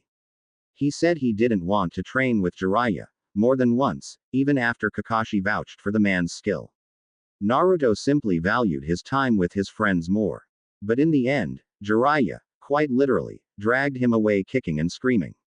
And despite his protests and reluctance, Jiraiya, like his team before, was good for him. She knew how the Toad Sage taught. She knew his work ethic. Typically, he gave you a concept, and watched you try at it, and only if you'd seriously run against a wall would he take the time to point you in the right direction halfway through. He wasn't doing that with Naruto. He was putting in significantly more effort towards the training than she knew he typically would. Was he trying to make up for time? Trying to impress her? Or was he trying to do right by her boy for once in Naruto's life now that he was here?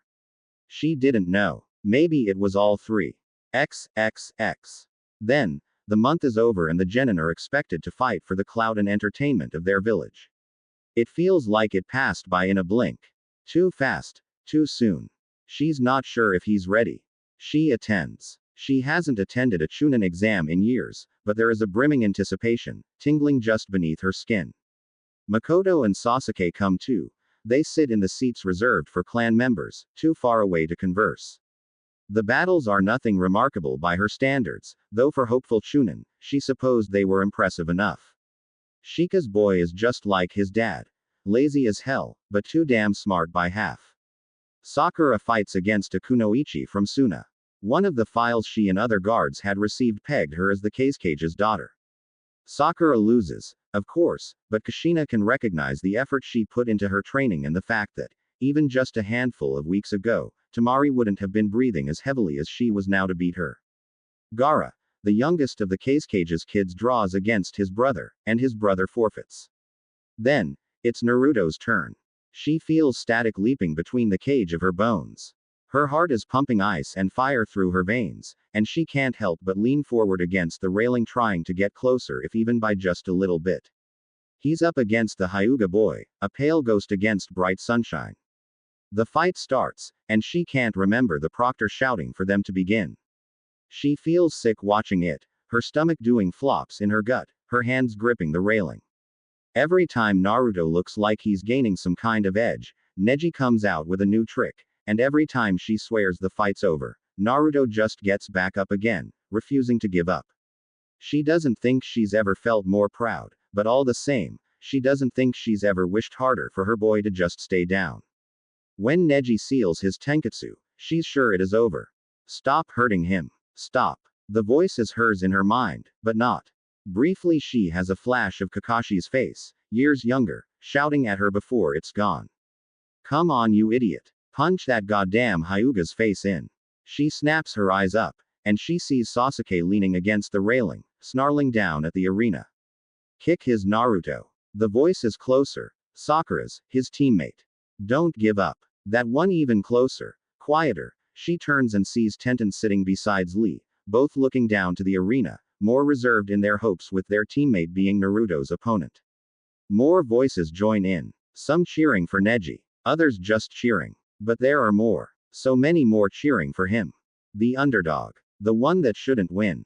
Her little boy. She doesn't recognize her voice at first. As she's swept up in the euphoria of the moment. Finding herself able to cheer.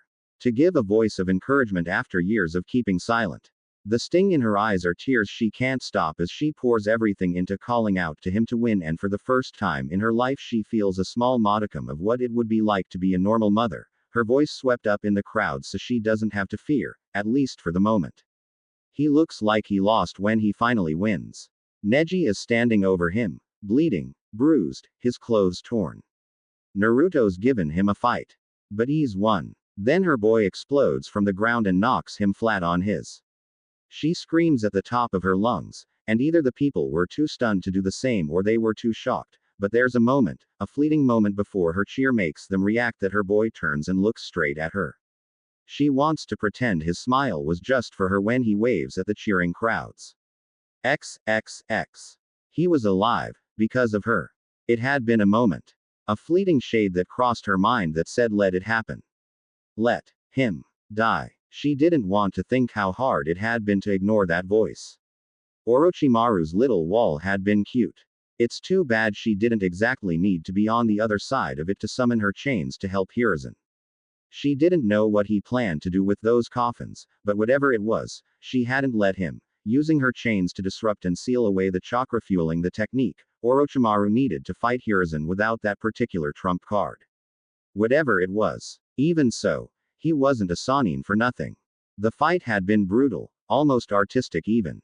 With feints, traps, and tactics that made lesser ninjas' heads spin trying to work out what exactly had happened. In the end, Orochimaru had been forced to retreat, all but carried by his 4 bodyguards. And Hiruzen had been nearly killed through chakra exhaustion and injury. He would live. People who knew what her chains looked like at work thanked her, praised her. Lauded her quick thinking and her protecting their precious Sarutobi. She tried to listen to that, and not the sneering, horrid little voice in her mind that insisted she could have seen him dead just as easily. He was bedridden when he told them all what they each already knew. He needed a replacement. And he would choose Tsunade, or Jiraiya. Some eyes turned to her, some voices raised to point her way. A perfectly viable, powerful candidate. Her dream once had been to be the Hokage. Nara kept watching her throughout the whole thing, his eyes shrewd and calculating. Knowing that something was up, but unable to piece it together with so little information. So close she could reach out and just touch it. It would be so simple. And yet, she couldn't muster the strength to chase the dream, to add her voice to the growing chorus. Maybe somewhere she knew she was unfit. Maybe somewhere she knew she would take the job at this juncture for all the wrong, selfish reasons. She didn't want the hat to protect the village. At best, she wanted the hat because it was the fastest way to get her son back. They turned to her, and she looked to Hiruzen, staring him dead in the eye.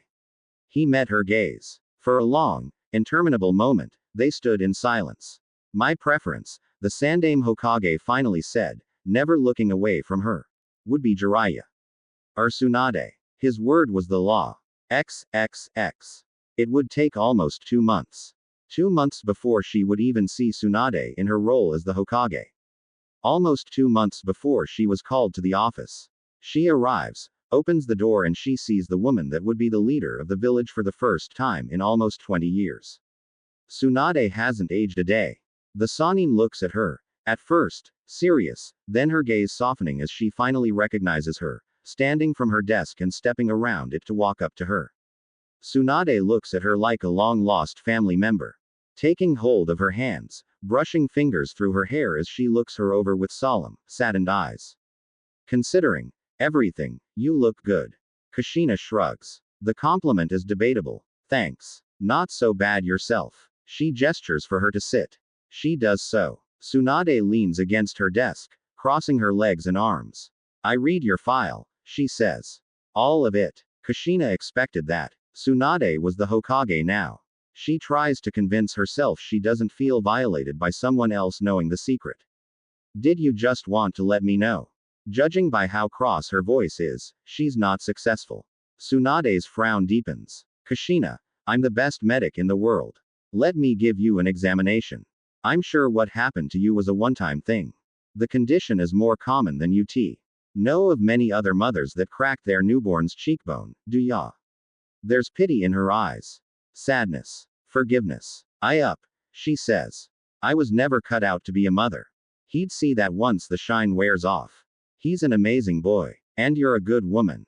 Tsunade's tone is heartfelt, sincere. If you tell him, if all of us tell him.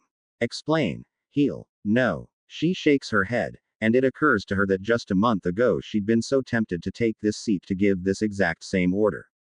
Cold feet. Or was it just plain old cowardice? You can't keep this secret forever. Watch me. They stare at each other, a contest of wills, and she has to wonder what happened during that mission. What did he do to get Tsunade so invested in him? Even at the best of times, the Sannin had been standoffish. Finally, Tsunade sighs. Kushina, what do you know about an organization called the Akatsuki? XXX. Hunted. He was being hunted. 9S class monsters. The worst the shinobi world had ever produced. People strong enough to fight and defeat Jinchuriki handily. They'd already captured 2. It filled her with a fresh, new fear as Tsunade spoke about them. Told her what little they knew. Itachi was a member, the young, teenage Konoha ninja who had wiped out his own clan. Makoto's son was hunting hers. The moon was close, large in the night sky. It cast everything in a cold light when they came to her. I'm taking him with me. She turns. Jiraiya is there, with someone else. She faces them fully, staring down the old man that had helped and hurt her so much throughout their lives. You haven't left the village in years, she says. The lines of his face are deep, carved into his flesh. He wears every year. His smile is sad. He gestures to Jiraiya, and her one-time sensei turns and walks away, leaving them standing in the privacy of the empty Uchiha district. It is all I can offer anymore. Sarutobi's voice is soft, almost quiet. My teachings have always been my greatest gift. As a leader I have, he pauses, as though measuring his words, made mistakes. Many of them. Some I can never take back, a few I can only try to correct. He steps closer. There's a limp to his step. He's using a cane. Her Hokage has gotten old somewhere along the way. She feels her heart soften just the slightest bit. He reaches out for her hand, and she decides to give it, holding old, calloused fingers in her grip. He brushes his thumb along the back of her knuckles. We may not see each other again, he admits, and it's the first time in many years that she feels she's speaking to Hiruzen, not the Hokage. But he will be back. I promise you. And he will be ready. There's something he's saying and not. She feels her heart stutter in her chest, her breath catch. But you must be too. He pats her hand, before bringing it up to kiss the back of it. He lets go and walks away with a promise. I will correct my mistakes. Jiraiya, Hiruzen, and Naruto leave that very night. The moon is close, it hangs low in the sky. She's not sure how long she stands there after they leave. When she turns back to walk to her home, she finds Makoto standing at the doorway. Waiting for her. She steps closer, reaching the door. She hugs her. Fingers curling into the fabric of her clothes and the long dark hair as Makoto hugs her back. Sometimes, Kushina feels like this woman is the only thing holding her together. The thump of her hand smacking against a pair of heavy boots bounced off the walls, and Sasuke's pained laugh as her strength made itself known again almost cut through her annoyance with the subsequent amusement. Whatever happened to those days you had a crush on me, Sakura? They seemed far less painful. You were far less annoying, she answered with a smirk, shooing him away from her chair and taking it herself as he took a guest seat. I swear, it's like you're trying to make up for Naruto. You've been saying that for years. Because you've been doing it for years.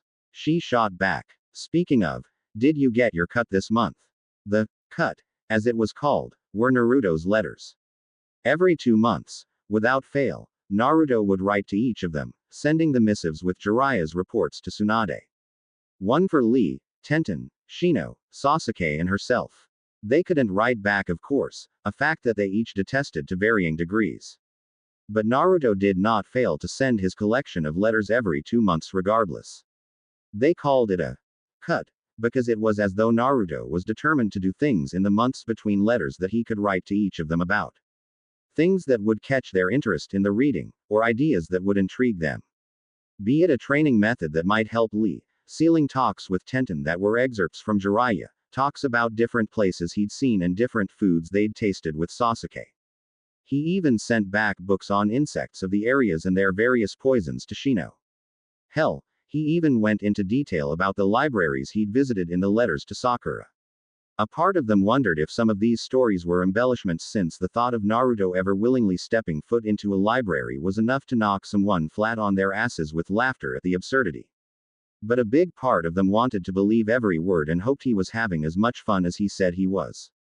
It became a bit of a game between them, the nexus of 5 close friends Naruto chose to write to. Sharing the little anecdotes and piecing together which letter he wrote first and what happened later. Sasuke had even started a bit of a hobby in cartography, mapping out the route Naruto, Jiraiya, and Hiruzen had traveled based on what Naruto told them in their letters. They'd gone everywhere from Suna to Kiri, Kumo and all the minor stops in between, never staying in one place for more than a week. The only place they gave a wide berth to was Iwa, for obvious reasons. Soon they'd be coming back. And that thought made her and the others smile happily when it came. He'd already sent word that Jiraiya and himself were turning to the road home. He wasn't sure when they would arrive. He wasn't sure how many more stops they had left to make on their strange traveling schedule. But he was finally coming home after 4 long years. She'd missed him. All of his friends had missed him. Still, there was one thing Sakura simply couldn't wrap her head around though. Sandaime-sama. It was one thing to be close to Naruto, and God knew that her wandering teammate's dream was to be Hokage, and if anyone should have a dream within reach, it was the big ball of sunshine and color that was Naruto. But for Hiruzen's last act, so to speak, as a shinobi, to train Naruto specifically, it just didn't add up to her. If he wanted an apprentice, he could have picked anyone. Absolutely anyone in the village would have fallen on their hands and knees in gratitude at the privilege. Prodigies like Sasuke and Neji would have been easier, would have taken the teachings like a sponge soaking up water. But Sandaime-sama had chosen Naruto, who already had Jiraiya-sama as a teacher. That pooling of knowledge and power, massively invested in Naruto, it just didn't add up. Tenten agreed with her when she pointed it out. Lee suggested that Naruto simply inspired loyalty and he did, but this just didn't make sense. Shino shrugged off the question, stating that Sandaime-sama's mind and motivations were his own. Hey Sasuke. How's Nariko? She blinked stupidly, not understanding the question for a moment before she remembered. Oh, right. Your cousin that came in with strep cough. He nodded. Under observation for a few days now. The fever took a while to break, she said, recalling the case as she stood up, walking over towards her filing cabinet. It's down now. We're just waiting for the antibiotics to run through her system before we release her. 2 days tops. She pulled the file, waving it in the air. While he wasn't immediate family, as the heir to the clan he had the right to the knowledge. He shrugged, and she noticed his feet back up on her desk. I trust you. Thanks, she said sincerely. But if I get back to my desk and appendages are resting atop it, be prepared to lose them. She gave a self-satisfied smirk he couldn't see as she heard the thump of his boots on the hardwood. Placing the file back into its proper archive, she walked back to Sasuke. Looking at the Uchiha she'd had a crush on back when they were kids, Sakura raised an eyebrow. Something up. The question was rhetorical. She knew him well enough to know when he had something on his mind. Sasuke sighed, and then glared at her. Before I get into this, I want to make it very clear that I don't want you laughing, or any of the shit that typically comes up with the subject. I'm being 100% serious here. Her eyes boggled, curious and utterly confused. He sighed again, pressing a thumb and forefinger to the bridge of his nose. I'm pretty sure my mom and aunt are hiding something. Oh. Now she could see where he was coming from, and he was right. She had to stifle her giggles. When Kiba had been the one to point out how close the Lady Makoto was to the Lady Kushina, because of course it had been him, lecherous dog, Sasuke had proceeded to utterly beat the crap out of him and anyone who even brought up the idea that his mother and aunt figure could be a bit more serious than just good friends. It had taken a lot of subtle and sometimes blatant signs to get him to accept it, but finally he'd thrown in the proverbial towel when he came home after a mission to find the two asleep in the same bed, the door open because neither had been expecting him. She was fairly sure he would have gouged his eyes out if he had caught anything other than sleeping. She liked to think she would have been able to handle it with a tad bit more poise and grace if she'd been in his position. Then again, wrapping your head around the fact that your mom swung both ways might throw anyone for a loop, so she wasn't eager to test her theory. It was a subject that Kiba, she, and a few others used to poke fun at him a bit every now and again. His adamant refusal to even consider the idea before it was literally shoved in his face was absolutely hilarious in hindsight. She giggled. If looks could kill. Sasuke stood up. Forget I. No, she pleaded, trying to smother her smile as she reached across her desk and took his hand, urging him to sit back down. I promise I'm taking this seriously. I know it has to be if you're the one bringing it up. Sasuke sighed through his nostrils, huffing once before he settled back down in his seat. Then, a thought occurred to Sakura. Hey, wait, why are you bringing this up with me? Why not Hinata? Hinata was always more reserved in her laughter in comparison to everyone, and Sasuke's trust in the Hyuga girl that had been his genin teammate next to Kiba was infamous. Ironic that the girl that had never been chasing this particular prize was the one to snag him, really. Hinata would listen. With her Byakugan she could even look at them and see if something was really wrong, but you know her. Sasuke shrugged. She'd either try to spare my feelings or coat the truth, and I'm honestly worried. He said, scratching at the back of his neck. A nervous tick he'd picked up from Naruto that had never left him. Well, what is it? Mom and Kushina have both been acting very strange. Maybe they're gonna announce a wedding. Sasuke's glare turned to ice. No, I'm actually being completely serious, she defended, holding up her hands. He rolled his eyes and shook his head. No, that's not it. You, Kushina, she's always been very sad. You know, she did. She hadn't interacted with the red-haired woman much in her youth. She saw her more these days as one of the more prominent medics in the hospital under Tsunade. But even back then, Even when Kushina smiled and made polite conversation whenever she or the team ran into her or met her at an event like the celebration they'd thrown for Sasuke reaching Junin, the forlorn sort of melancholy that lingered somewhere behind her eyes was a hard thing to ever forget once you noticed it. Her medical history showed signs of a pregnancy. Given that there was no child, Sakura could only assume it had died at childbirth, or perhaps more cruelly, killed in some accident.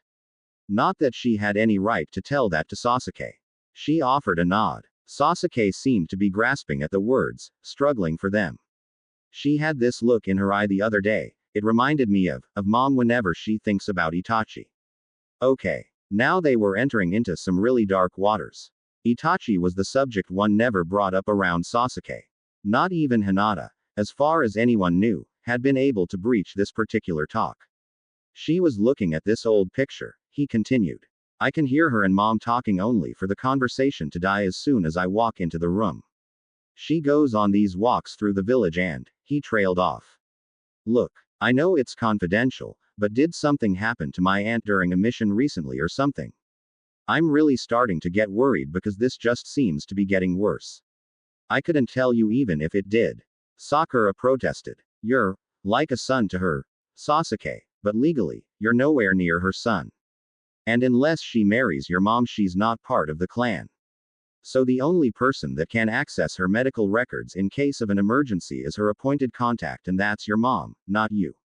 He sighed, head falling down before he ran a hand through his hair. I think she may have actually seen Itachi or something. It's the only thing I can think of, and she just doesn't want to tell me. Why do you think that? Like I said, they stop talking when I walk into a room. She's looking at a picture like she's remembering a ghost. What was the picture? He paused. Oh, an old photo of me and Naruto after we passed the Genin exam. Mom took it. She's looking at me like I'm going to disappear. So you think Itachi? I think that they think if they tell me I'll go flying off the handle and get myself killed, he clarified. At this point, the only thing that's stopping me from asking is the risk of sticking my foot in my mouth and making mom remember Itachi, if they weren't actually doing that, but I don't know what else it could be. She nodded. Well, I'm not sure what help I can give from here, but I'll keep an eye out for Lady Kushina and your mom if either of them have to come to the hospital. I may not tell you anything, but I promise I'll take care of them as best I can. He nodded and shrugged. You've never done anything less. Compliments. She gasped. From Uchiha Sasuke. I'll have to mark down the date. That's the last one for the month. Looks like Kiba is gonna hear how much he sucks tomorrow. She giggled. XXX. Days later, Sakura found herself nervous. Tsunade-sama had summoned the lead medics of the hospital, herself, Shizune, and 7 others. While Tsunade-sama was the head of Konoha's medics as a whole, it was foolish to believe she had the time to run the day-to-day. She entrusted the lead medics to run their section of the hospital medical personnel in her absence and to allow only the most desperate and critical of cases to draw her away from managing the village affairs. As far as she knew, in the 5 years of Tsunade's reign as Hokage, she'd only ever drawn the group of medics together once, when she expanded their number from 1 to 10, essentially forming the group and assigning them each their individual responsibilities. Either this was going to be a very good day and she was worrying for nothing, or things were about to get significantly more complicated. When Tsunade entered the conference room flanked by 4 Anbu guards, Sakura had the feeling it wasn't going to be a very good day. Time is short, the Hokage said, still walking towards her seat, not even looking towards them. So I'll cut right to it. We've received word that the village will be under attack very soon. There were a series of murmurs. A spike of worry and fear shot through her. It shot through all of them, but they were each ninja in their own right and each of them rallied quickly. When can we expect this attack, Hokage-sama? That I can't say. We know it's coming, and it's coming soon, possibly within the next month. The severity of it, I can't say either. As such, I want all of you to prepare for the worst. Dust off the emergency protocols. All of the staff under you must be drilled and know where to go and what to do. No exceptions. I won't have people die because our medics didn't know what safe zones they could run to treat our wounded. Tsunade's voice was like steel. Gone was Sakura's master and sensei, replaced by a cold, harsh village leader. I believe it goes without saying that this is considered top secret. Word does not leave this room. Prepare your staff, stockpile medications, anesthetics, blood for transfusions and everything else we need, but do so quietly.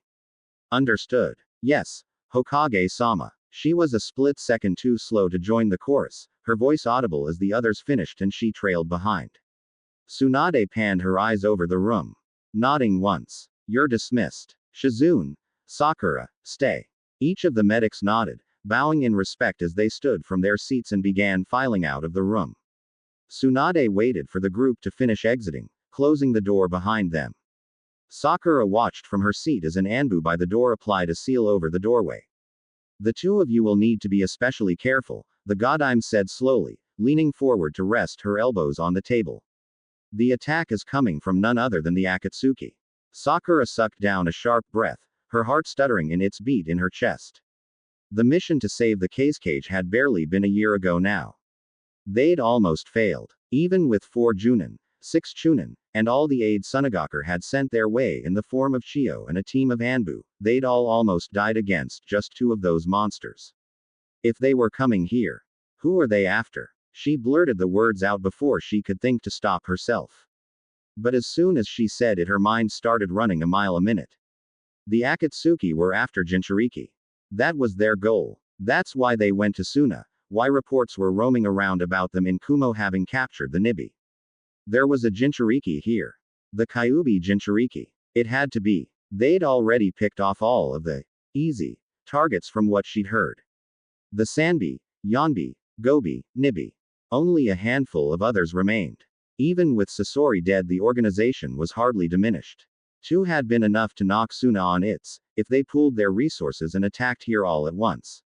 We have to evacuate whoever it is, she said, thinking aloud, not even looking at Tsunade or Shizune at this point. If they could just hide him, keep him away, then even if Akatsuki won they would be denied what they were looking for.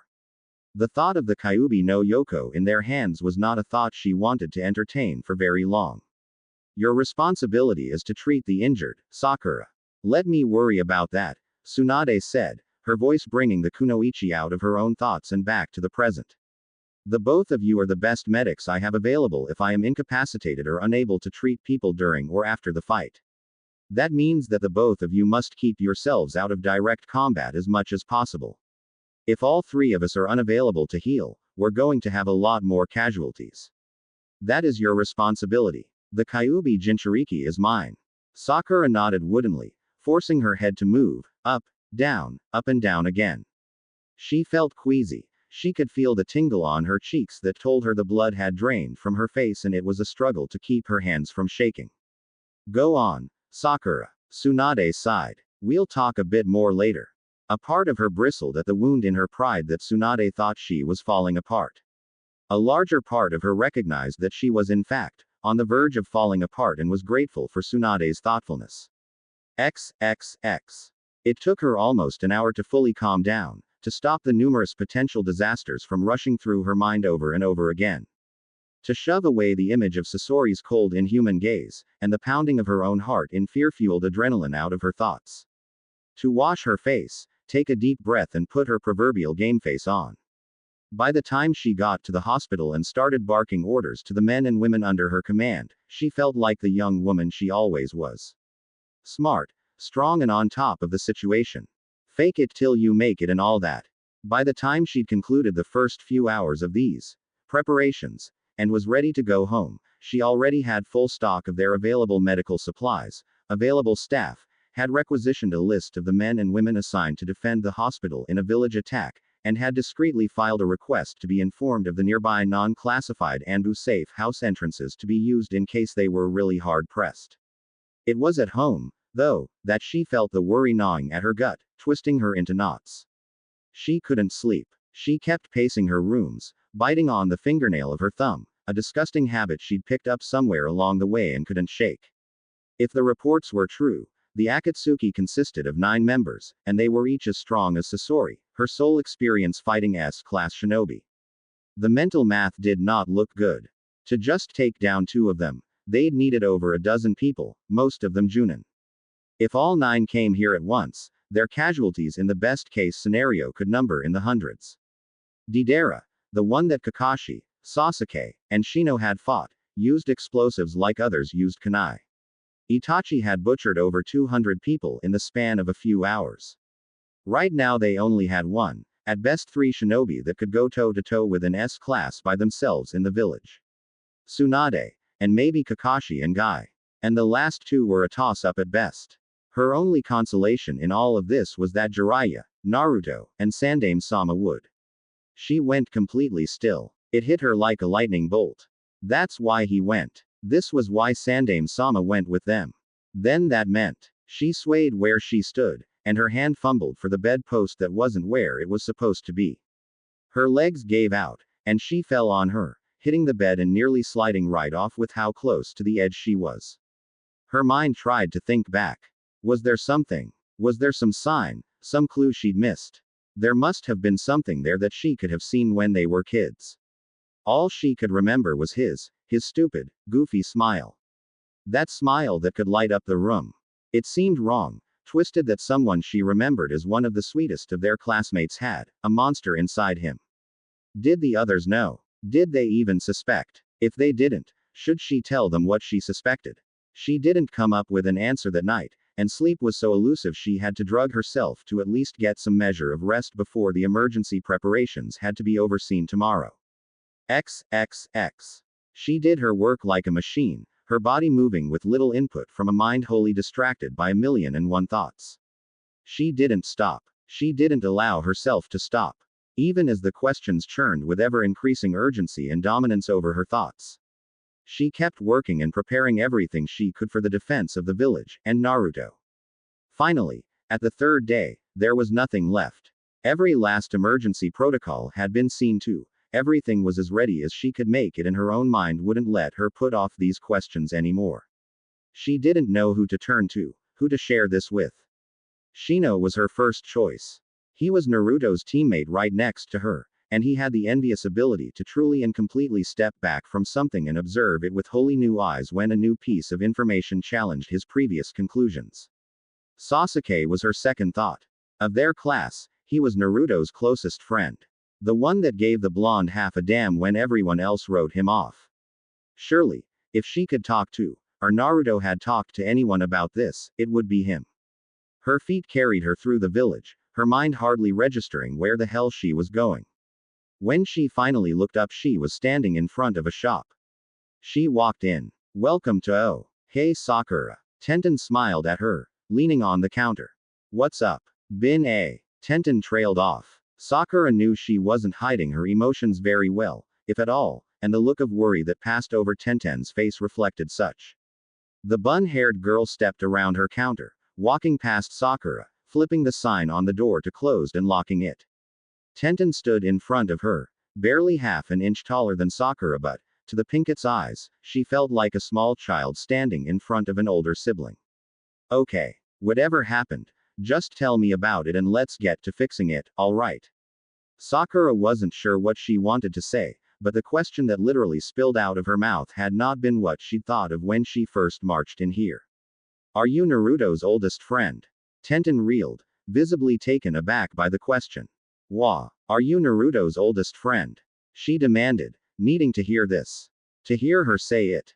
Tenten nodded, and Sakura hadn't even noticed when the girl's hands had fallen on her shoulders. I am. Now what's going on, and what does this have to do with Naruto? Her throat closed up. It was almost a physical sensation, her whole airway swelling, the muscles bunching together until she felt she couldn't breathe as the words she hadn't spoken aloud even in the privacy of her own home seemed to be too big to pass through her lips. Sakura, talk to me. What's wrong with Naruto? She pressed her lips together, suddenly shaking her head. She couldn't do this. As much as she wanted to, needed to speak to someone within their group of friends, she could not give away his secret. She had no right. Tenten looked at her, leaning closer and staring at her with chocolate brown eyes. Sakura turned to leave. She was reminded instantly why Tenten was the only kunoichi that could survive Guy's training. Before Sakura had even blinked, Tenten spun her back around, shoving her into a chair she'd yanked from somewhere, slamming Sakura into it and leaning over her. The weapon mistress looked angry. You're not walking in here, saying this and then walking out and leaving me like a worried mess for the rest of the month. Now tell me what the hell happened to Naruto. What did he do? He didn't do anything, she answered, her voice not quite a shout, but not quiet either. But Tenten wasn't letting her go, and Sakura felt as though all her training under Tsunade had just flatly abandoned her in the moment. Intellectually, she knew she was physically stronger than Tenten by miles, but right now, her head fell forward, pink hair cascading down to shade her face. I think Naruto's a Jinchuriki, like Gaara-san from Suna. She heard the breath Tenten sucked through her teeth, the girl's hands releasing her shoulders like a red-hot brand. Sakura stared at Tenten's shoes, watching the weapon mistress lingering in front of her, seemingly frozen stiff. Then, how did you find out? Sakura's eyes snapped up towards Tenten, blinking through her tears and staring into a face that was surprised and somber in equal measure. But absent was the simple shock that had hit Sakura like a train. Why, you knew, she shouted, rising to her feet, a feeling of hurt betrayal ripping through her chest stemming from both Naruto and the kunoichi in front of her. Tenten took a long, slow breath through her nostrils, seemingly steeling her nerves as she burned away the emotions on her features and replaced it with a hard sternness. Let's talk, Sakura. XXX. Minutes later, they were sitting in Tenten's kitchen in her home just behind the shop. Needless to say, it was closed for the day. A pot of warm tea sat between the two, gentle wisps of smoke trailing up from their cups. He told you? Sakura had to ask, searching for verification to what Tenten had just said. Guy's student nodded, taking another sip of her tea. Yeah, when? She demanded next, feeling the dull ache of hurt. Tenten may have been Naruto's first friend, but he was her teammate. Didn't he trust her? Or Shino? Did Shino know? Tenten sighed, leaning forward to place her arms on the table. Do you know how I met Naruto, Sakura? She shook her head, wondering where this was going, but knowing that she should not interrupt. There was this old lady, Tenten continued. She would come by the park every Tuesday and Thursday. She'd sell all the kids' sweets, only charging us enough to cover the expense of the cookie. Never looking to make a profit. We all loved that old lady. She took a sip of her tea. And then, one day I noticed that there's this little kid. Every time the old lady sells her cookies, no matter how much that kid tries to get her attention, she always sells to him last. It never failed. She would sell to him last just so she could try to make it seem she ran out before she could get to him. If she had one left, she'd sell to him. So one fine day, nosy little twerp that I am, I asked her why. Tenten shook her head. You should have seen the look on that lady's face, Sakura. It was just for a second. A split second of nothing that passed so quick you could shrug it off like your mind playing tricks on you. But I know what I saw. That look of just pure loathing on that woman's face. It stuck with me, like a movie playing over and over again in my head. Sakura looked down into her teacup, the wisps of smoke barely rising now, cooling as it was. I didn't know why. I didn't know how. The lady told me she just forgets things in her old age, and she kept coming back every Tuesday and Thursday. But I decided right then and there that I wasn't gonna let him talk with that old woman again. Not if she looked at him like that behind that smile of hers. So whenever she showed up, I'd buy 2 cookies. One for me, and one for Naruto. She smiled, a wisp of fond longing at the memory. He smiled so wide when I gave it to him the first time, and when I asked if he wanted to be friends he looked like sunshine got caught in a bottle. But when did he tell you? Sakura insisted. The point I'm getting at, Sakura, is that I always knew, for as long as I could remember, that something was different. Something was up. And no one, not the adults, not the Academy sensei. No one was telling us or Naruto what the hell was wrong. He didn't know either. She asked with a creeping sense of horror. That seemed unimaginably cruel.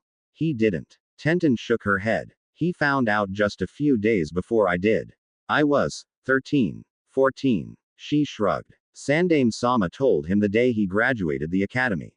He knew Naruto was going to be molding chakra, and he might stumble on it anyway, so he couldn't hide it anymore or risk something a lot worse happening later. And that's when he told you. That soothed the hurt a little bit. By that point, they hadn't even formed a team yet. Much less would he have a reason to trust her. Tenten shook her head. Not that day. She took a deep breath. I heard he graduated and passed the Genin exam. By that point it had been months since I'd really seen him. I wanted to see how he was doing, especially after he graduated. Figured I'd treat him to ramen. He was always easy to please. Another smile, a chuckle somewhere in her throat. I tried to get Lee on board, but he was firmly in the transforming into mini guy phase, so he was out and I decided to go alone. I looked everywhere for him. I thought for sure he would be either in his apartment, Ichiraku's, the training grounds, or the monument. All his favorite haunts, but he was completely gone. Tenten's eyes grew sad, her thumb rubbing the rim of her teacup. For a long moment, she was silent and Sakura felt like the already serious conversation was going to take a darker turn. Not sure how I found him. Don't even remember heading outside the village, but apparently I did. She sniffed and Sakura could see her forcing the tears down, her face a rictus of determined anger to not let herself cry. He'd packed a bag, Sakura. Sakura felt her heart drop into a pit. Passing the Genin exam, passing the test with you guys and Kakashi. It didn't matter. All he had stuck in his head for days was the goddamn Sandame. Telling him, hey, lied to you for years, but it was for the good of the village. Want you to know you're my personal hero. Now, go on and be a productive citizen. She snorted, and it was the first time in Sakura's life she could recall anyone speaking of the venerable Sandame with such derision. Tenten. The admonishment was more reflex than thought. Her fellow Kunoichi snorted again. Man may have been a good Hokage, but he's a shit grandfather figure. She downed the rest of her tea, looking like she was wishing it was sake instead. Sakura's eyes trailed back down to the table. I never noticed. This happened during the Genin exam and the test. He seemed so. Naruto. Tenten finished for her. Sakura nodded. Tenten looked down to her cup. Yeah, he would. He got really good at staying Naruto no matter how sad he was. It's hard to tell the difference. Even for me. And I know enough to at least try to look for it. What did you tell him? To get him to stay? She asked, leaning forward. She hadn't noticed when her heart started beating a little faster, too invested in this story that she'd never had even an inkling about before today. I can't even remember. Tenten half scoffed, half laughed. I saw the bag, and I just saw red. Hell, I saw red, blue, green and all the goddamn colors of the freaking rainbow. He was my friend. I still thought of him as my best friend after not seeing him for months and he was leaving without a word. What the hell didn't I say to him? Then he wouldn't tell me why he was leaving and I just started bawling my goddamn eyes out. She laughed with another sniff, and this time it seemed like she couldn't quite hold back the tears as she wiped her eyes. Let me tell ya something, she continued with another laugh. If you think punching Naruto a good few times gets him to do something, turn on the waterworks. She smiled, that same small smile that she'd made a few times at the fond memories. I've never seen Naruto so frantic to try and make things right. I don't think anything else would have convinced him, not even if I'd threatened to cut off our friendship, would it have gotten him to actually tell me about the Kyuubi. He was so terrified I'd turn around and start treating him like everyone else. Hell, I could see his point even then. There was this wolf-masked Anbu I caught hiding that was probably just waiting for him to try to run to make up some bogus charge or something. And you kept that secret for all these years. Sakura balked. It was a week and I was already falling apart. I was a kid, Sakura. Tenten shrugged. I knew, intellectually, what the Kyuubi was. But I haven't seen it. I don't remember it. All we've got are old ink paintings and murals. I could never see Naruto as anything other than Naruto. And as I got older and the full implications really started to hit me with Gaara in the exams and how crazy he was, and now with the Akatsuki in that last mission, he's still Naruto. And come hell, shit, high waters, or a red cloud wearing boy band, he's still Naruto and that's all there ever is to it, she said firmly. Then she glared at Sakura. Does it change anything for you, Haruno? Instantly, Sakura shook her head. Even without the warning in Tenten's tone, she would have. No, never. Good. Tenten nodded. It's just. The glare returned and Sakura hated the big mouth that seemed to be competing with her forehead. It was a secret. Something that couldn't be told to the general public. Hell, even the medics besides herself and Shizune didn't know. But they had to know. Naruto's friends had to understand the stakes when the Akatsuki arrived. I'm so going to lose my goddamn job. Sasuke Uchiha was considered to be a prodigy by many. His peers, his superiors, and younger, fresh academy students who had heard his name. By all accounts, he was a veritable genius when it came to the shinobi profession, already stronger at his young age than at least 70% of the Junin in the village, including Hyuga Neji, though their rivalry for that prestige was fierce and had them banned from sharing a training ground ever again. That praise wasn't just given to him either. He worked hard for his gains, and every victory he achieved and goal he met was brought on by a sheer drive to succeed. Despite his status as clan heir, no one gave him anything. Something he was self-aware enough to know came from Aunt Kushina, making sure his mother never went too far in her coddling of her last remaining son. As such, he prided himself on both his physical and mental capabilities. When someone gave him a problem, he worked on analyzing and solving it efficiently. He tried to apply that same work ethic here, sitting in what was his living room, in his apartment that was still stacked with boxes that hadn't been unpacked yet, staring at Sakura and Tenten. He licked his suddenly dry lips, mulling over his thoughts. I see. Tenten snorted. You're worse than Shino. You told him too? Sasuke asked, raising an eyebrow and feeling a little insulted, to be honest. Personally, he almost considered Naruto to be family. An idiot, hyperactive, sometimes annoying family member whom he could deal with in small doses, but family nevertheless. And Lee. He raised an eyebrow at the sudden thought. Wait, am I the last you guys told? Sakura at least had the decency to look apologetic. Why was I last? He insisted, indignant. Well, Sakura admitted. Lee-kun was at the training grounds with Tenten when I got off work, and I knew where Shino-kun lived. We kinda had to go find your address again. Sasuke brought his hand up, fingers pressing into the bridge of his nose. Alright, he muttered slowly. I can accept that. How the hell did they take it? Lee started crying. Tenten answered in complete deadpan. Then he started hugging me and Sakura vowing that he would throw a hero's parade when Naruto returned. I'm not sure how he's actually going to do that while also fulfilling his vow to keep it a secret to take to the grave. Or where he'll get the people, but, yeah. The weapon mistress shrugged. Shino, I think we just confirmed a lot of suspicions that he was already holding.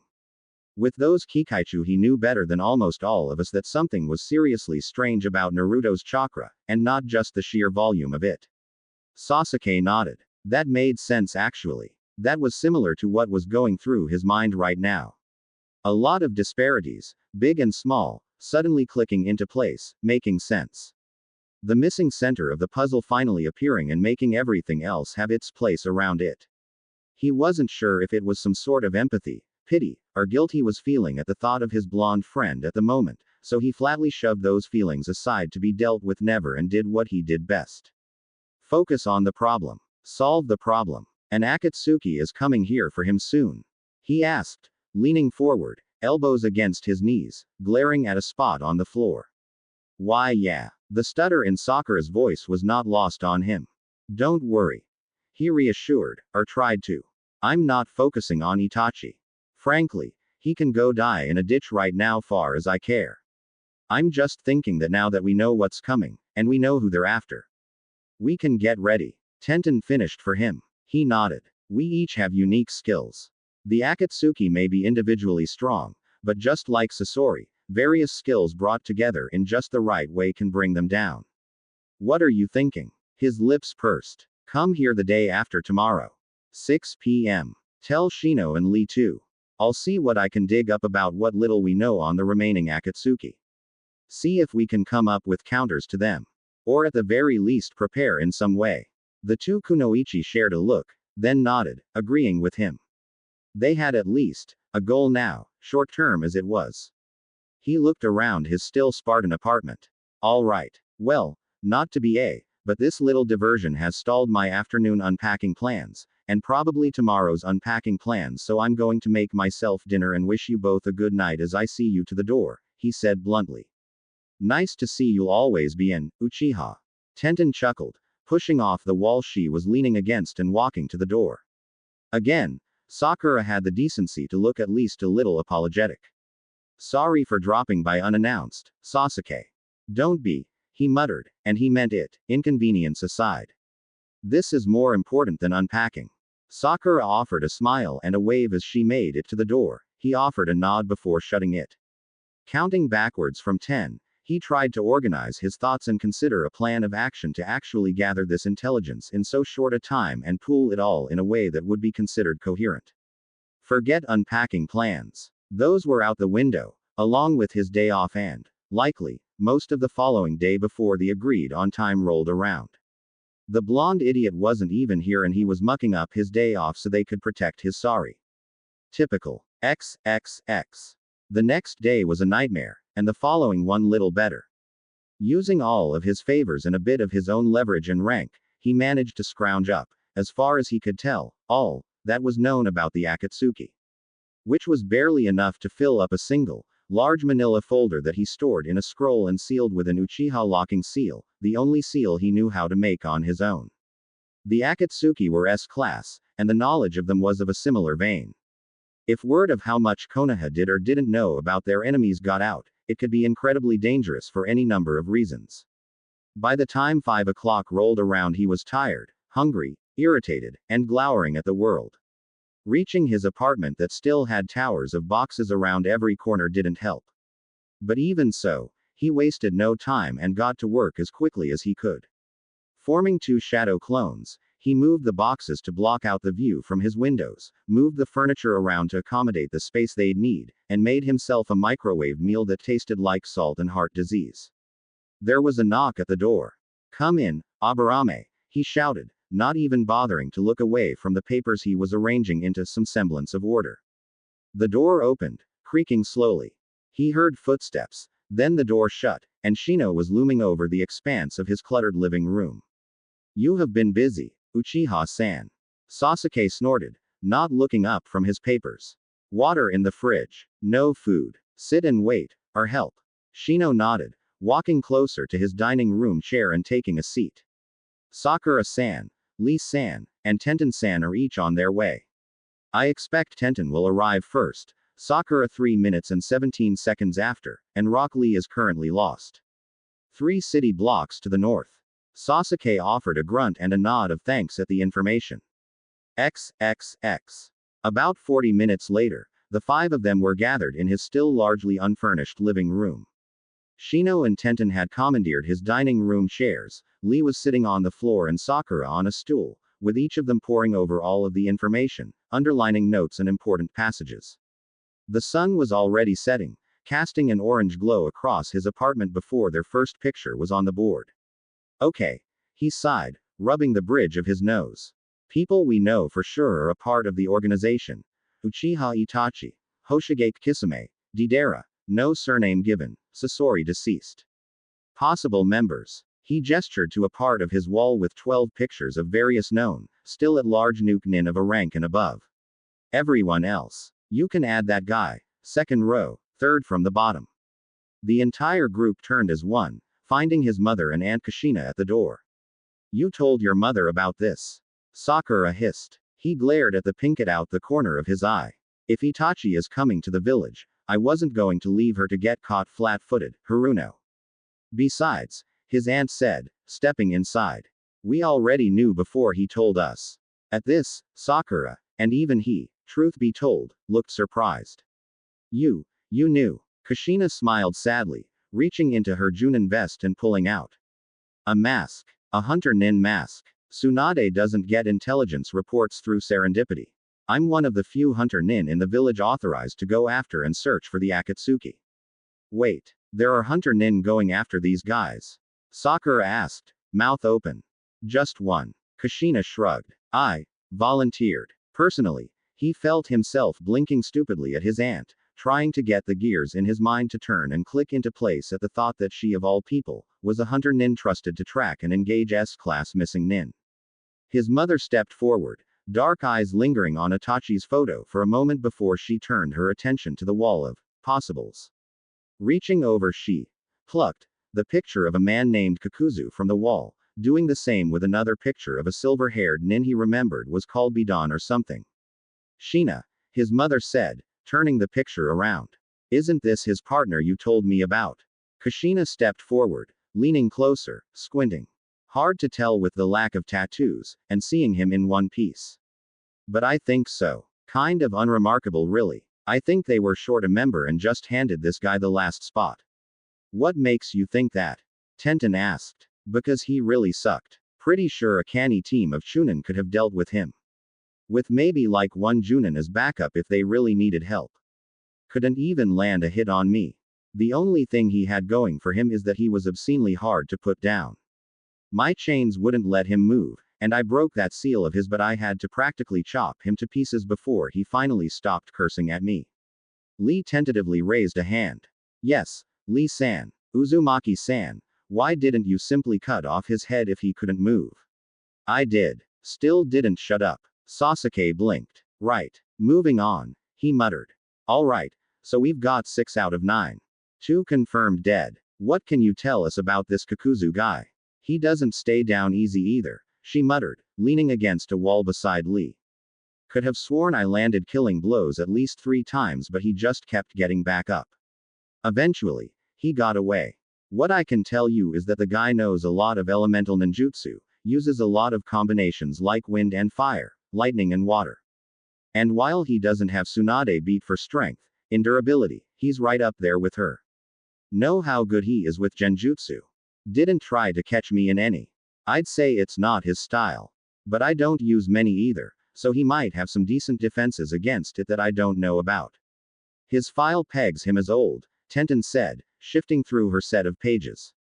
Like, Nadime old if he were alive. This guy's knocking on almost a century. Maybe he's using some damn good moisturizer. Kushina smiled. Makoto began organizing some of the board, putting the pictures into a semblance of order by village and pairing up the Akatsuki members with their partners. Each Akatsuki team specializes in something, she muttered, dark eyes looking at the 6 men. Sasori and Deidara were both mid to long-range combatants, preferring to stay far removed from direct conflict.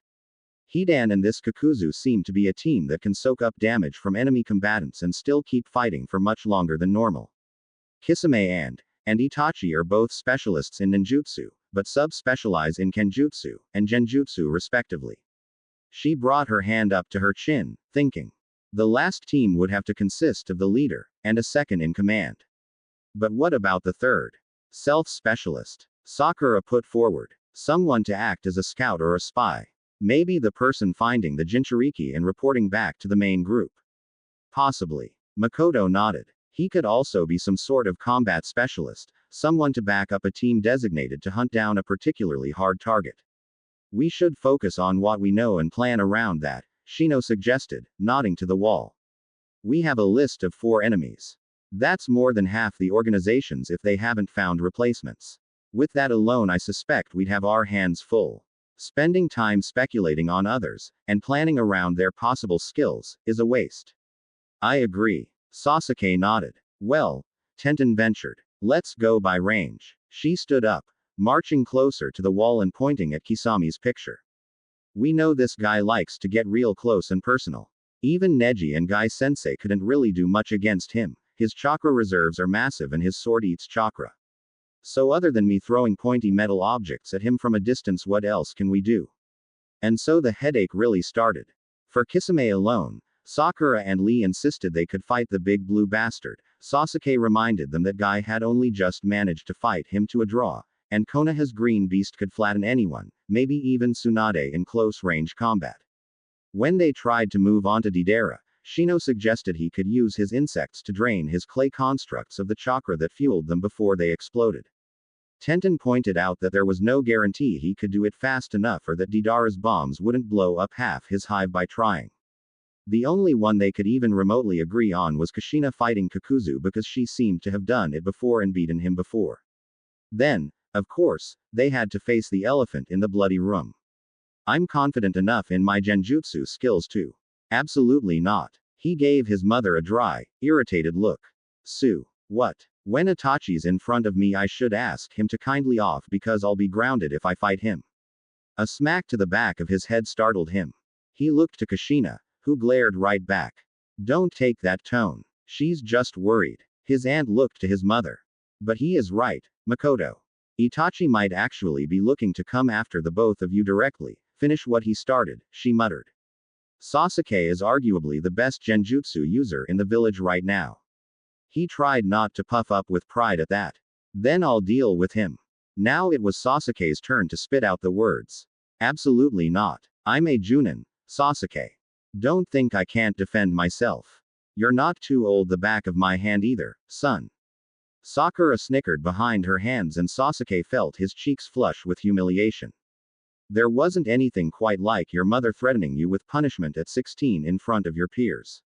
We are forgetting one factor. Shino cut in once again.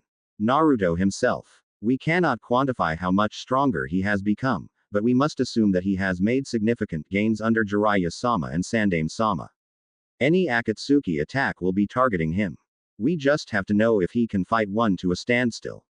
That, along with Uzumaki-san fighting Kakuzu, removes at least 1/4 of their maximum possible fighting force, allowing the rest of the village to.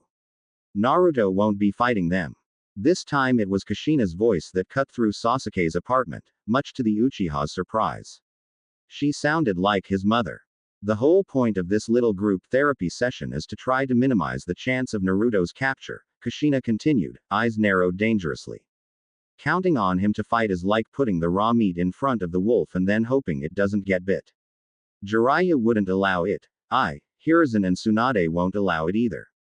I'm certain of it. Oh, but it's alright for Sasuke to go after Itachi then. All of a sudden Sasuke felt the urge to press himself against the wall, far away from where he currently was, between the both of them. Somehow, someway, this conversation had leapt out into a whole different sphere and he could almost feel the unspoken conversation passing between the both of them through charged eye contact. Mom, Dad, please stop fighting, Tenten chimed in, and despite the sentiment he thoroughly agreed with. Sasuke glared at the weapon mistress. He was going to kill Kiba for ever having said it aloud. Or hell, Naruto. Yeah, somehow he got the feeling that this was all Naruto's fault. He wasn't sure how, or why, but he was sure of it. XXX. He wasn't sure if it was irony, or serendipity, or maybe a combination of the two, but nearly a week later, he was literally the first person Naruto ran into. And he didn't mean amongst their group of friends in the Konoha 12, but as in the first person in the entire village of Konohagakure no Sato the blonde idiot encountered. It was patrol duty, routine, boring, simple. He'd been combing the northeastern approach when someone quite literally hollered into the trees directly below them. Oi Junin-san, how much farther to Konoha? He'd looked down, and he just knew, somehow he just knew who he was gonna find. Before he ever saw him. And there he was, looking up with that stupid, clueless look on his face, squinting against the glare of the sun, dressed in black and a bit of orange. Then he blinked, really catching sight of him, and he grinned like an idiot. Oh hey, how ya doin', Sasuke? He waved with the utmost cheer, and Sasuke had to take a moment to remember just why he'd missed the loud idiot that apparently didn't understand that a ninja on patrol didn't need their presence announced to the world. Oi, why ya bein' so quiet? Answer me, ya bastard.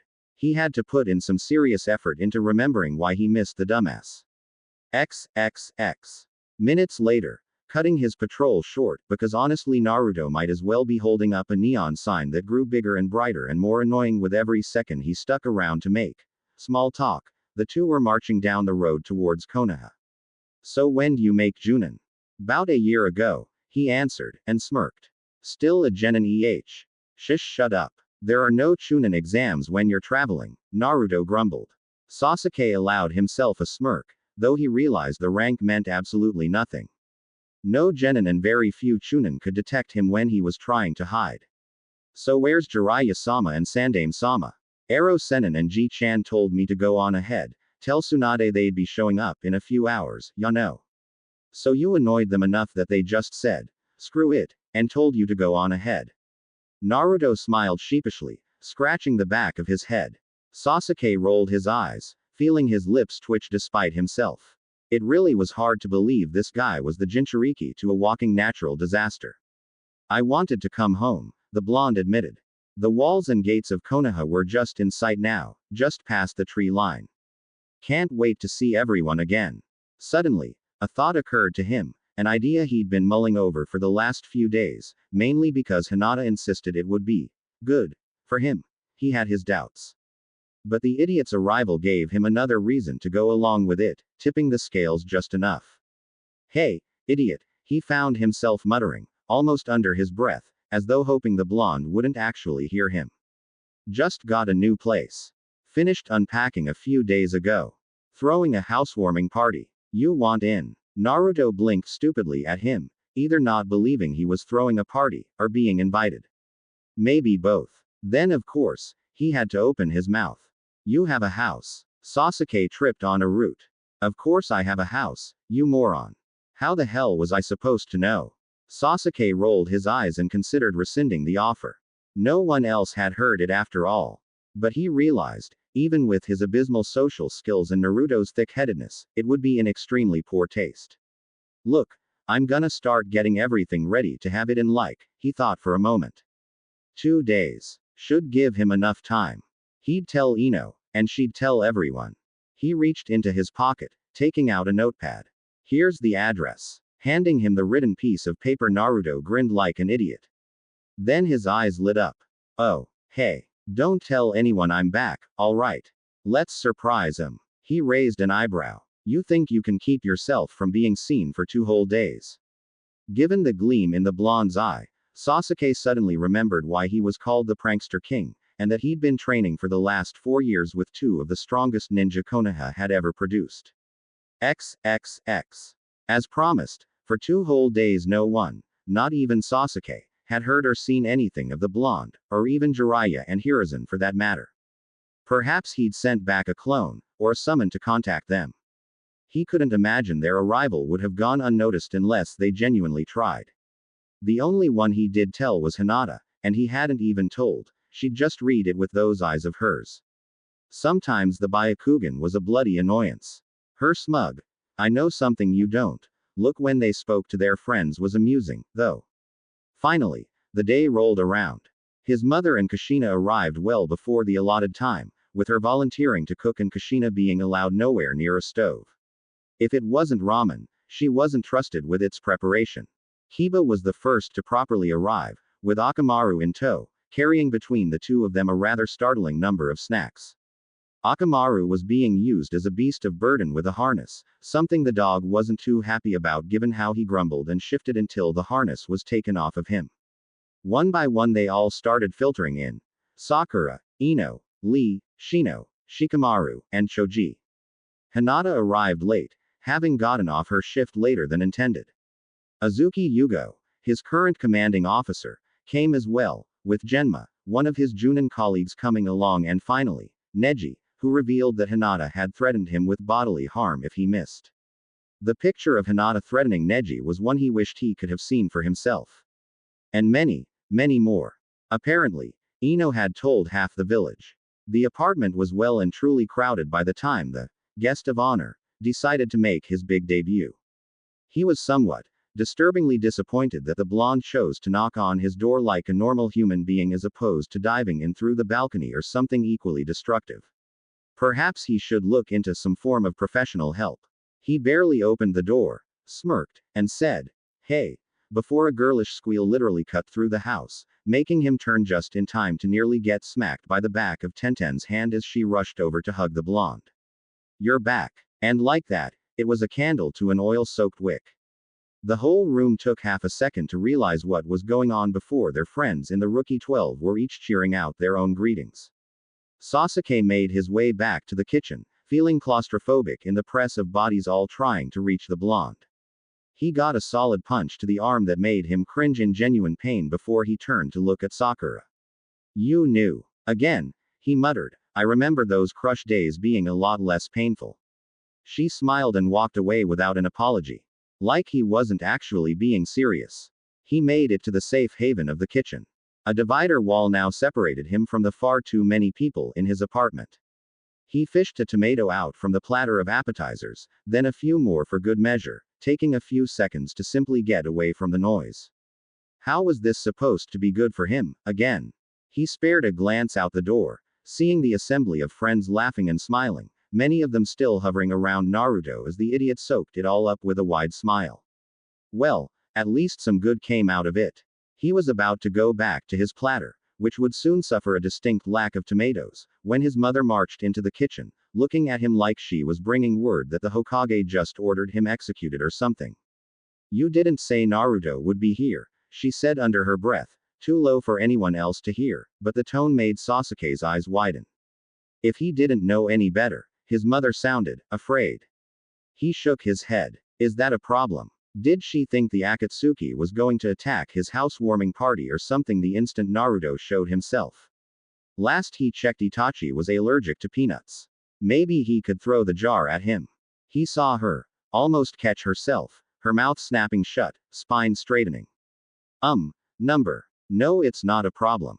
She turned around and left without another word, leaving Sasuke bewildered and thoroughly worried. He walked to the kitchen doorway, leaning against the frame and watched his mother very carefully. It didn't take him long to shift his attention to Aunt Kushina. As he'd told Sakura before, his aunt always had a somber air about her.